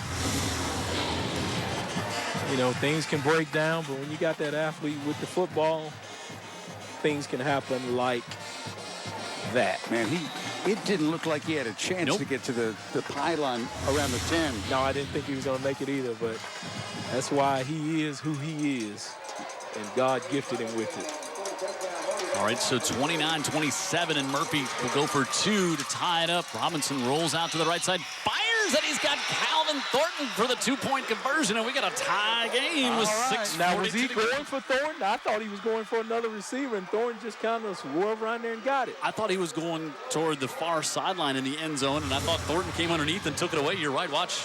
I saw the same thing, Vic. Yeah, that guy, I thought they was waiting 16 for it, but Thornton came around and said, hey, I'm going to take this. But Jefferson wasn't coming to the football as the receiver. He was kind of waiting on it. And yeah, they make that mistake. And Thornton at 5'7", just kind of the little guy came in there and said, swooped it out of the air. I'll take it. Jefferson was standing almost like he had boxed out and had his position. Well, I tell you what, I'm proud of these Murphy Panthers here showing me something tonight. They come back toward the end of the game. They were down 15 in the third quarter. Didn't hang their heads and just kept chopping wood. But, they got some defensive stops. That was the key after those 2. Come on, Jim, you know the defense going to have something to do with the football game. 2:58. Robinson, 73 yards, leads that drive down the field. They convert a 3rd and 9 on that drive and a 4th and 5 for a touchdown. And we're tied at 29. All right, 0-0, coaches are telling them. And all the momentum suddenly on the Panthers side. Jacoby Robinson back at the 15. Robinson to the middle of the field to the 35. And you think about Jacoby Rogers there. You think about that pass they didn't convert on that would have been a touchdown up the near side for Baker, and turns out they end up punting on that drive. Coach Cawley's got a little bit more pep in his step there. Saw him there on the sideline. Can the Murphy defense stop Bracy and the Hornets again here in the second half? Bracy up the middle to the 42-yard line, picks up 7. Man, I like the north and south out of these backs. Yeah. They can do both, If the defense allows, they'll go to horizontal and then cut it up. Right. For the most part, you like to see them going north and south. McMillan going to be just short of the first down. 3rd and very short coming up here for Baker. Well, if you had Bracy going all out and Kendrick Haynes going all out on the other side, you would have a collision right there. I was about to say, yeah, there would be some advanced collisions there. 3rd and 1. We'll get a heat timeout. Almost fortuitous time there for Baker with 3rd and 1 coming up. Let's see if he's going to put him under center again. If it were me, I certainly would. And, that gives the defense much more to think about, whether it's the quarterback or the back that's behind him when they get the football. And I tell you, standing over there as a linebacker, that's kind of tough.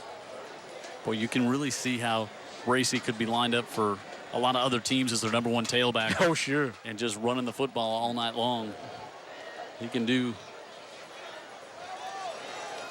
everything. He's played some wide receiver for him. Has he? Oh, okay. Just a utility man. Yeah. Look at Robinson. Now 3 touchdowns on the night. Both these quarterbacks have asserted themselves well in this game. They as advertised. No question. Really exciting to watch these two men get after it here. 3rd and less than a yard, and they will send Bracy under center.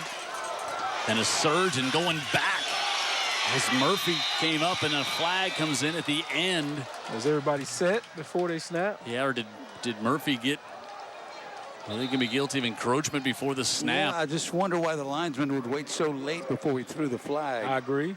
And throwing it from the Baker sideline. Where is there now sides? Good push by Murphy up front. Dead ball. Before the snap, you had encroachment by the defense. 5-yard penalty. It'll be a first down. Well, there's a gift to Baker. Well, I mean, Murphy certainly may have been offside. It was just curious the way that it wasn't until after the play was over. that the linesman actually made the call. Watch right here. Right there. Wow, that's... I think he was onside. No question he was. He was onside. Yeah, the snap kind of went as he did. Yep. Of course, that's slow motion, and he's judging it from... But, you did see Murphy, so many of them, as soon as they recognized Bracey was coming under center, you saw him charge up the line of scrimmage, but that was not an offside from that vantage point, which is a pretty good one. See, I thought they lined up in the neutral zone, and the reason it was, I thought it was a little late. But he thought they moved into it. 2nd and 7. Bracey looking to pass wide open, looking for Hill, and it's broken up. Good job by Sheldon Crawford coming up over the top. Yeah, coming off his man to get there, too, in his zone. 3rd and 7. Now here for Baker as we're inside 5 minutes to go.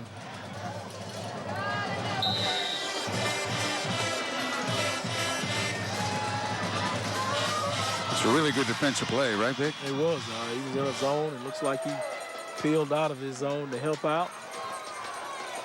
Fortunate.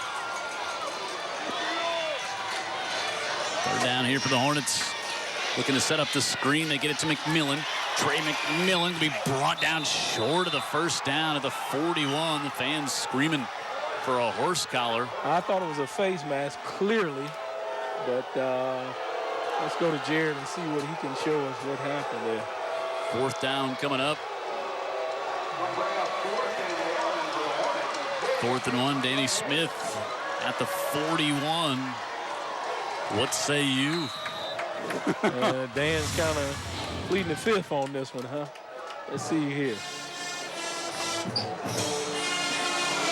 Yeah, he turned his head around. He had his hand in his face, I think. That's the face very mask. definitive. I thought it was shoulder pads, Yep. Vic. We're going to go for it. The first one, yeah. Bracey, he's hit. Murphy's sideline saying they stopped him. I think they did. And so do the officials. Wow. Penetration by Murphy along with that field now. Wow, what a stop. Well, Murphy's got a great chance, 4:05 on the clock, so they got plenty of time to work it down the field. What do the timeouts look like? We got 2. Baker used 1. Murphy's used 1, so Baker's only got 2 remaining as well. But how about the tackle on 3rd down to stop him a yard short? Yeah. And that's a guy that doesn't go down easy. No question. So Murphy has not led since it was 7-0, 14 seconds into this game. Well, I guess they were up 7-6. But then they were down 14-6 after that. Robinson going up top. There's a flag, and it's picked off by Quinney.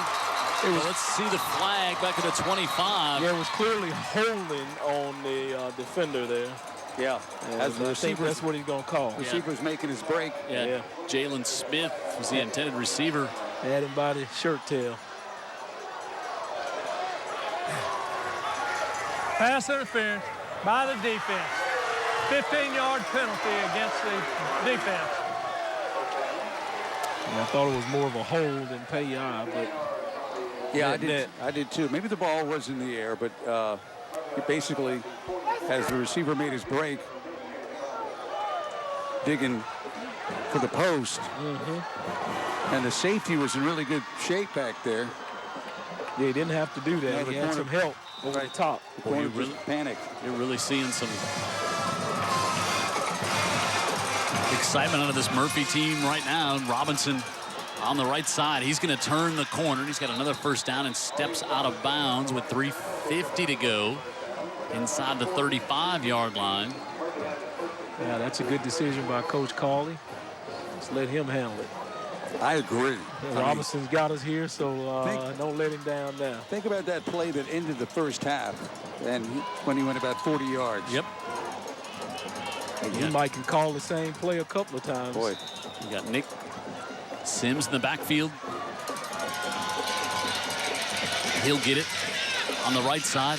Boy, you know, Sims isn't flashy, doesn't rip him off for 20 or 30, but rarely does he not get positive yardage. No, and he goes north and south. Yep. Yeah. He's tough, and he's not all that big for a Murphy tailback. We've seen bigger. He had 108 yards last week.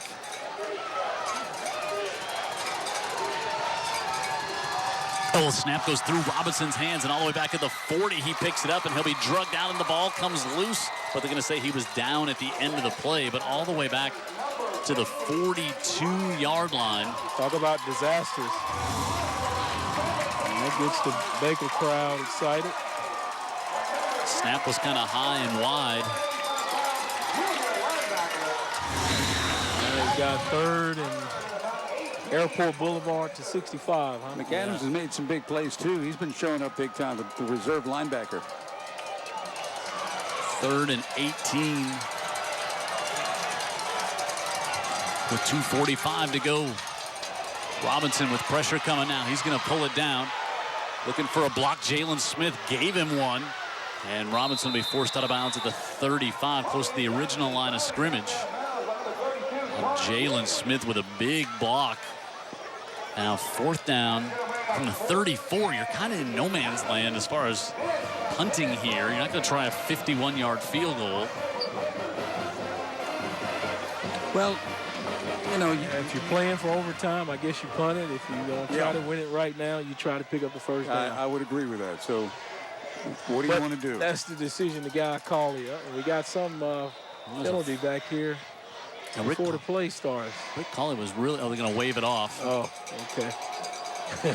See, they're going for it. And they've got 3 receivers lined up. I think Rick Colley wanted to get that play started. And now a timeout called for by Murphy on 4th and 12. They'll have 1 remaining with 2:33 left. Maybe a good timeout spent. Can't do nothing with it after the game. Might as well use it within the game. That's the biggest play to this point of the game. Yeah, let's make sure we get it right. Yeah. Know what we're doing, know what we're calling. Well, kudos to Murphy for coming back. You know, some Panther pride showed tonight. Yeah, because this Baker team offensively was a lot to handle, but they were able to get some key stops in the second half and tied up. Yeah, and, you know, Murphy's on the road. They're the opponent's stadium and come back like this. So they've scored. Very proud to see this happen. 15 unanswered here to get the game back tied up.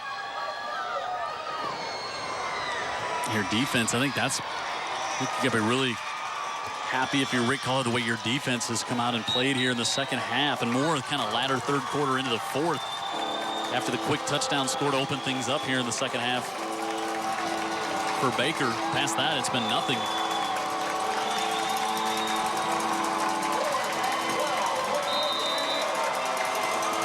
Fourth and 12. Maurice Robinson rolls out to the right. Now throws over the middle of the field. It's dropped. Dropped by Thornton. He would have had to make a move to get the first down. Yeah. Was it that man again putting his hands on the football before it got to Thornton? Might have been Kidd back there. There was some let's watch. Congestion for sure. See if it's not deflected. Wow. Yeah. 22. Great hustle play.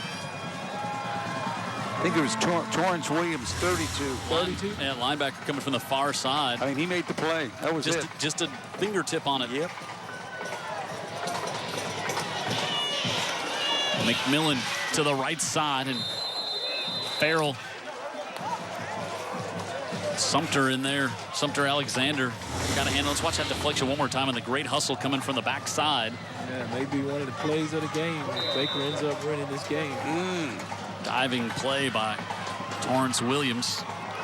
Penetration coming from Brandon Rogers, but no flag. Yeah, Wow, he timed that perfectly. Yeah, I think he got in there right on time. I don't think he was offside. And Murphy stops him there, and so Baker will take a timeout with 3rd down coming for the Hornets. Danny Smith wants an offside call, but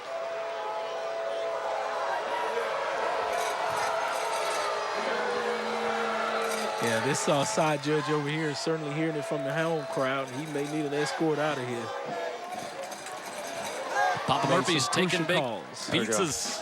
Now we got Big back in a good mood. Yeah, that's right. Yeah. I'll have a couple of those tomorrow. Alexander Shinara, Couple. also proud Scholastic Athlete sponsor, New Horizon Credit Union. Give us our trivia questions each week. Vic Lockett calling in tomorrow as we approach hunting season, wanting the venison special. Oh, yes. Some venison on the pizza for Vic Lockett. 1:58 to go, 3rd and 7. Here for the Hornets, who have been shut down since a drive to open things up in the second half. Bracy rolls out, trying to get to the corner, and he'll be forced out of bounds at the 40-yard line. Good coverage downfield. And yeah, they had a crowd of receivers kind of in the same area. 1:52 left, 4th and about 6. You saw Danny Smith look up at the clock there, and now they're going to send. Yeah, you got to kick this. Trent McAdams, the punter, on, and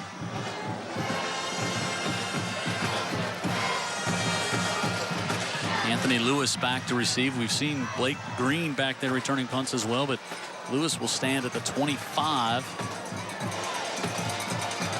McAdams with a good leg, kicks it toward the near sidelines, and Lewis takes it at the 20, and he's driven back. Drayton Law with great downfield coverage there, but credit Lewis for keeping his focus to make the catch on that one with the pressure coming down. So yeah, that's a receiver tackling the receiver. Yeah. 17-yard line is where Murphy will start with 1:43 left. Well, again, you got to be careful because we've seen a lot of balls on the ground, and you drop one here, and could be curtains. You don't hand the game to Baker, but you assist them greatly and getting a chance to pull this thing out. John, I'm still not sure, to your point a minute ago, both Dan and Ben, I'm still not sure just having the ball running with Robinson isn't better odds for a big play happening than even it down the field. Pump fake. Robinson steps up in the pocket, tried to get away from pressure, fires it off, and incomplete. Good job to get that one away as he was being pressured all the way back toward the goal line. Yeah, he was going the wrong way for a minute. Price was back there to put the heat on him. His own elusiveness almost cost him because it was the second wave. 2nd and 10. 1:36 left. 15 unanswered by Murphy. Here to tie this one up. Kelvin Thornton in the backfield. Jalen Smith, the receiver, to the bottom of the screen, and 3 up top, and he'll go that way, and it's incomplete as he threw it behind Jefferson and not quite over to Blake Green. And it looks like they're not on the same page now if you're Murphy. Yeah, got 1:31 and you've thrown 2 incomplete passes. You're again now if you obviously you have a chance to, if you're Baker, get the ball back at midfield with time on the clock if Murphy chooses to put it in the air here. Baker's got 1 timeout remaining. 2 deep safeties trying to prevent anything big. 3 men on the line of scrimmage, 8 back in coverage. Movement before. Yeah, it's going to step them back and put them deeper in the hole. Boy, now I think keep this one on the ground, make Baker take their last time out. Yeah. And I'm pretty sure they will take that last time out immediately. Yeah, I think their only hope would probably be some with that young man there, Maurice.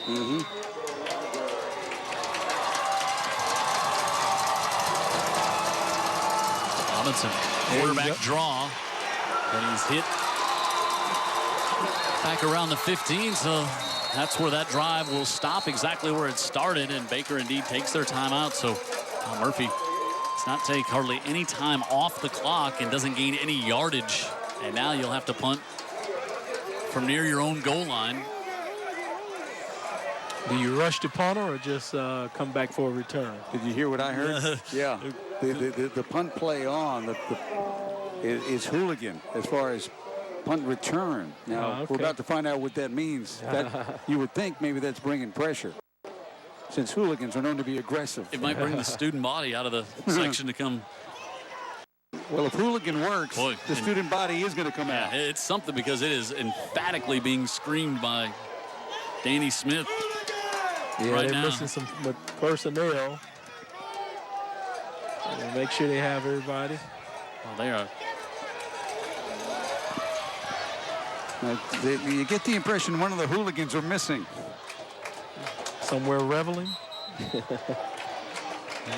Devin Robinson. He's not up there in the stands. Ain't nobody up there going to help you other than cheer. Robinson was late to come on the field, so of course you got McMillan back returning it as well. So that can be an advantage. So can Bracey catch punts? I don't see why not. Yeah, I don't see. Or I'd let somebody catch it and hand it to him if he now can. this is not their regular punter either. Now this is going to have the kicker Nick Emanu on to punt. Gets it off. Wow, straight up in the air. Not a good kick at all, but it could hit. Boy, it goes like that. You're always worried about it hitting one of the receiving teams, but and they're not aware of it. Yeah, that's a 21-yard punt. When you guys back off the line like that, receiving a punt, Vic, is that more of a you're trying to set up some blocking right away? Either that or you're just playing it safe, you know. Okay. So they'd had Darnell Thomas punting all night, and then they brought in their kicker, Amos Nikamanu. Safe defensive type of stance. So now Baker. Got it. With a minute 13 left, no timeouts, and they've got it at the 35. Bracey, quick out, fires. He's able to get Taylor. And Taylor inside the 30, but he stayed inbounds. Yeah, he simply could not get out of bounds. He was under a minute. Now with no timeouts, you've got to have your kicker ready, and you've got to be able to either down the ball. Yeah. But now we're down to 50 seconds. This play has taken an enormous amount of time to get off. Bracey to the corner looking for Melvin Hill, who's got it. Wow. 3.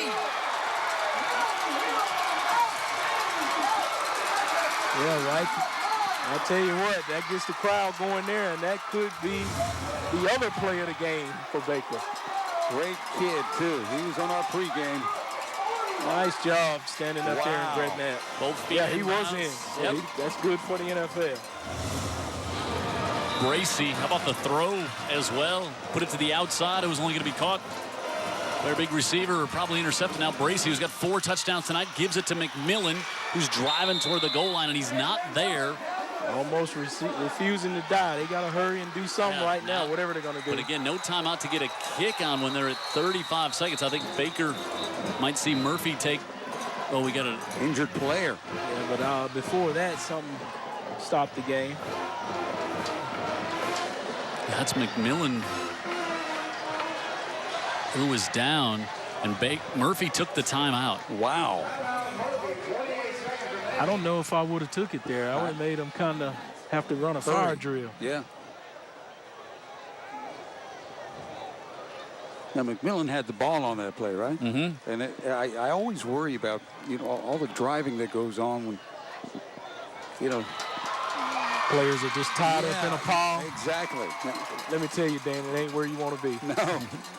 You won't be taking your cocktail in there, brother. That's the last timeout used by Murphy. Neither side with one. So, if Murphy can get a stop here, you're down 28 seconds. You're going to have to, if you're going to throw it, got to be that's quick. one thing. But if you try to run it and don't get it, then you got to get it unraveled and get back to the line. Wow, so the timeout was called before because McMillan is able to be in the game. So they're saying the timeout was called before. They didn't stop because of his injury. Nice job. Bracey behind center. There's a flag. That could be 5 yards the wrong way. Yeah, that's nice call there by Danny Smith. Line up in that pistol, then sneak that quarterback under there and just say, go. Yeah, so to my point, McMillan, they didn't stop the game because of his injury, so he was able to be in for that play. And this is going to back. He might have liked the call, Vic, but not the execution. No, didn't get it done right. Something was foul. It came from both sides. False start. Offense. 5-yard penalty. Second down. 27 seconds left here. McMillan and Bracey. Hill in the slot. Taylor there as well. Drayton Law up top. Now I think they're going to kick it. They're going to try to kick it right here. Wow. Logan Cook.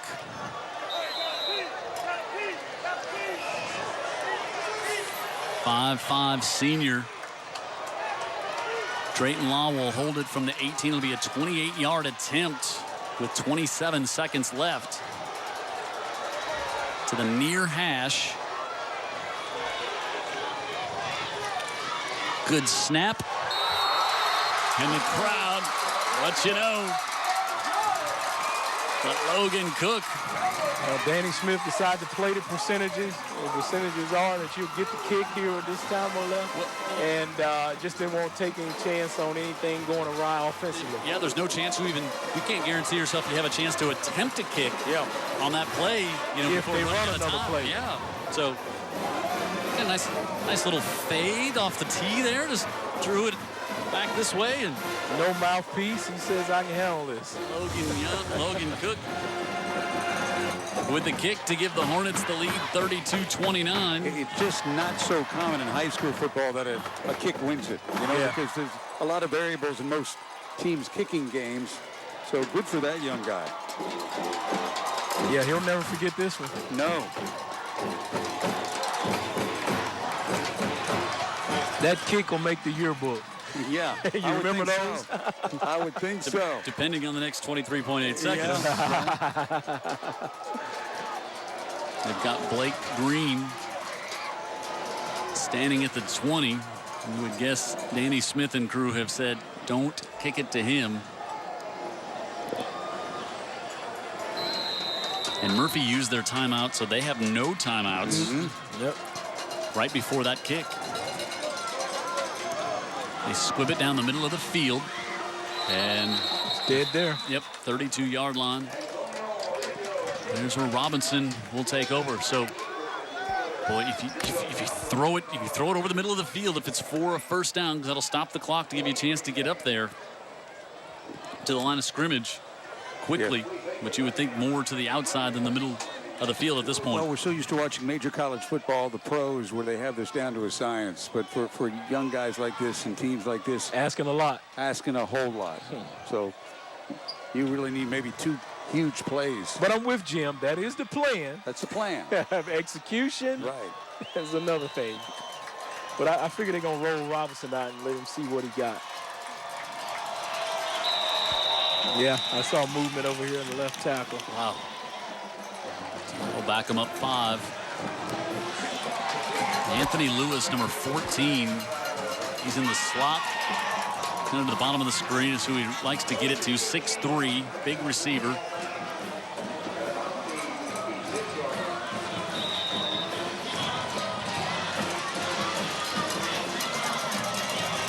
Maurice Robinson looking over the middle of the field, fires and into a crowd there. Yeah, that was Ozzie Quinney. Went off his hands, number 1 there. That was whistled in there. Good luck anybody trying to come down with that one. Just so little time and 19 seconds. Robinson, our side, incomplete. You know what? That's better. That pass was incomplete because he catches that going down at the 38, short of the first down. I'm not sure they get another play. I mean, he was diving and he was going to be well short of the first down. Yeah, that's a good point. I'm not sure they get up to the line of scrimmage and snap it. Right, with only 16 seconds left. You gotta heave it now. You got some safeties that are back around midfield. Robinson rolls out. Yeah, that's what I thought we'd get. He's looking, but this is gonna get up the near sidelines and out of bounds with 7 seconds left. Yeah, that's what I'd like to have seen him do on both those plays. A talented runner. That's what I was about to say. That is one of the best players on the field, if not the best player on the field. So now it's fourth. Murphy offense is out there, so let him do what his thing is. Yeah, it's 4th down. But bigger pressing issue is 7.4 seconds left, and now you've got a couple of Baker safeties back on the tarmac at Mobile Regional. Robinson floats it up the near side, looking incomplete, and that's going to be the game because it was 4th down.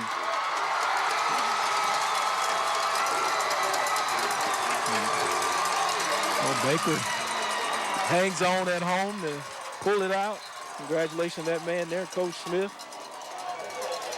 And certainly want to congratulate the Murphy Panthers for showing some Panther pride to claw their way back into this game. Wow, what a game here. The officials are trying to talk because there was actually like 2.4 seconds left on the clock. I think that's what they're discussing, but nope, they're going to get him off the field. And yeah, that's the principal line there, and he's showing them the way safely out of here, I assume. 32-29. Baker holds on to the home field win. Murphy falls to 1-3.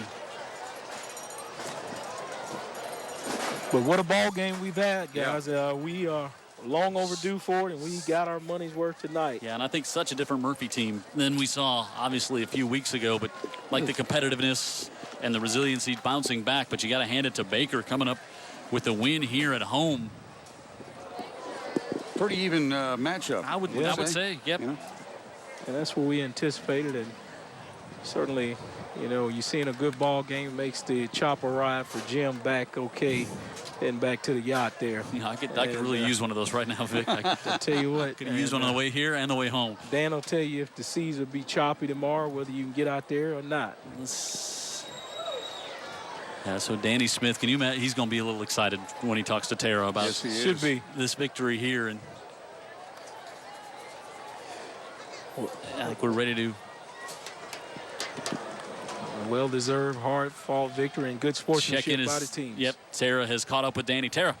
Coach, first off, an exciting win and a huge reception by Melvin Hill to put your team in a position to score. Talk us through that play call to get it to Melvin. Well, we had no timeouts at that point right then. We knew how to throw the ball. And we saw the matchup we had with Melvin Hill out here, and, you know, we called the fade. And, you know, Melvin had to go up and make a play, and he did. You know, big-time players make big plays in clutch, and he stepped it up and made a huge play right there. And you told me at halftime that you were going to really ride Trey and Darius the remainder of the game. How are they able to be so successful against such a physical Panther defense? Well, you know, they just believe in themselves. You know, they feed off each other, you know. They're like brothers. They're extremely close to each other. And, you know, we made adjustment at halftime. I said, look, Coach, I said, we're going to keep running the ball until they stop us. And we're going to pick our chances, you know, when we go deep. And right there at the end, they did. We knew they was putting an extra guy in the box to stop the run. And we liked the matchups we had on the corner. It was a perfect call by Grady McCluskey. And what a play for Melvin Hill to go up and get the ball. All right. Thank you, Coach, and congratulations. Yes, ma'am. Danny Smith excited, and rightfully so. You know, it's such an emotional Friday night, every Friday night for the coaches and the players, and you see it right there on Danny Smith's face. And what a game, 32-29. And I think you're right, Dan. It really two evenly matched teams here this evening. Yeah, and I think that Murphy showed a grit that we were hoping to see. They're the one team that fell behind by 15 points on the road. In the second half. So thank you to the Panthers for providing us with our first nail-biter of the season. But if you're the Baker Hornets, you like the way you found a way to win a close game, a close region game here at home. That's what it's about. Yeah, no doubt. And Danny put it well. You know, it was players making plays. And then from this, you know, you've got a base you can build on. You say, look, guys, you know, you can fall behind, but we still can be in the football game. So he'll use this throughout the season to be a motivational tip and a point out to him from time to time to say, hey, just keep fighting, keep playing, and good things can happen. So Baker goes into an off week with a victory, which is always nice to do. Oh, yeah. And now Murphy will play a non-region matchup next week as they travel to Saraland to take on the Spartans and try to get things going back in the right direction. But Baker with the win here tonight, 32-29.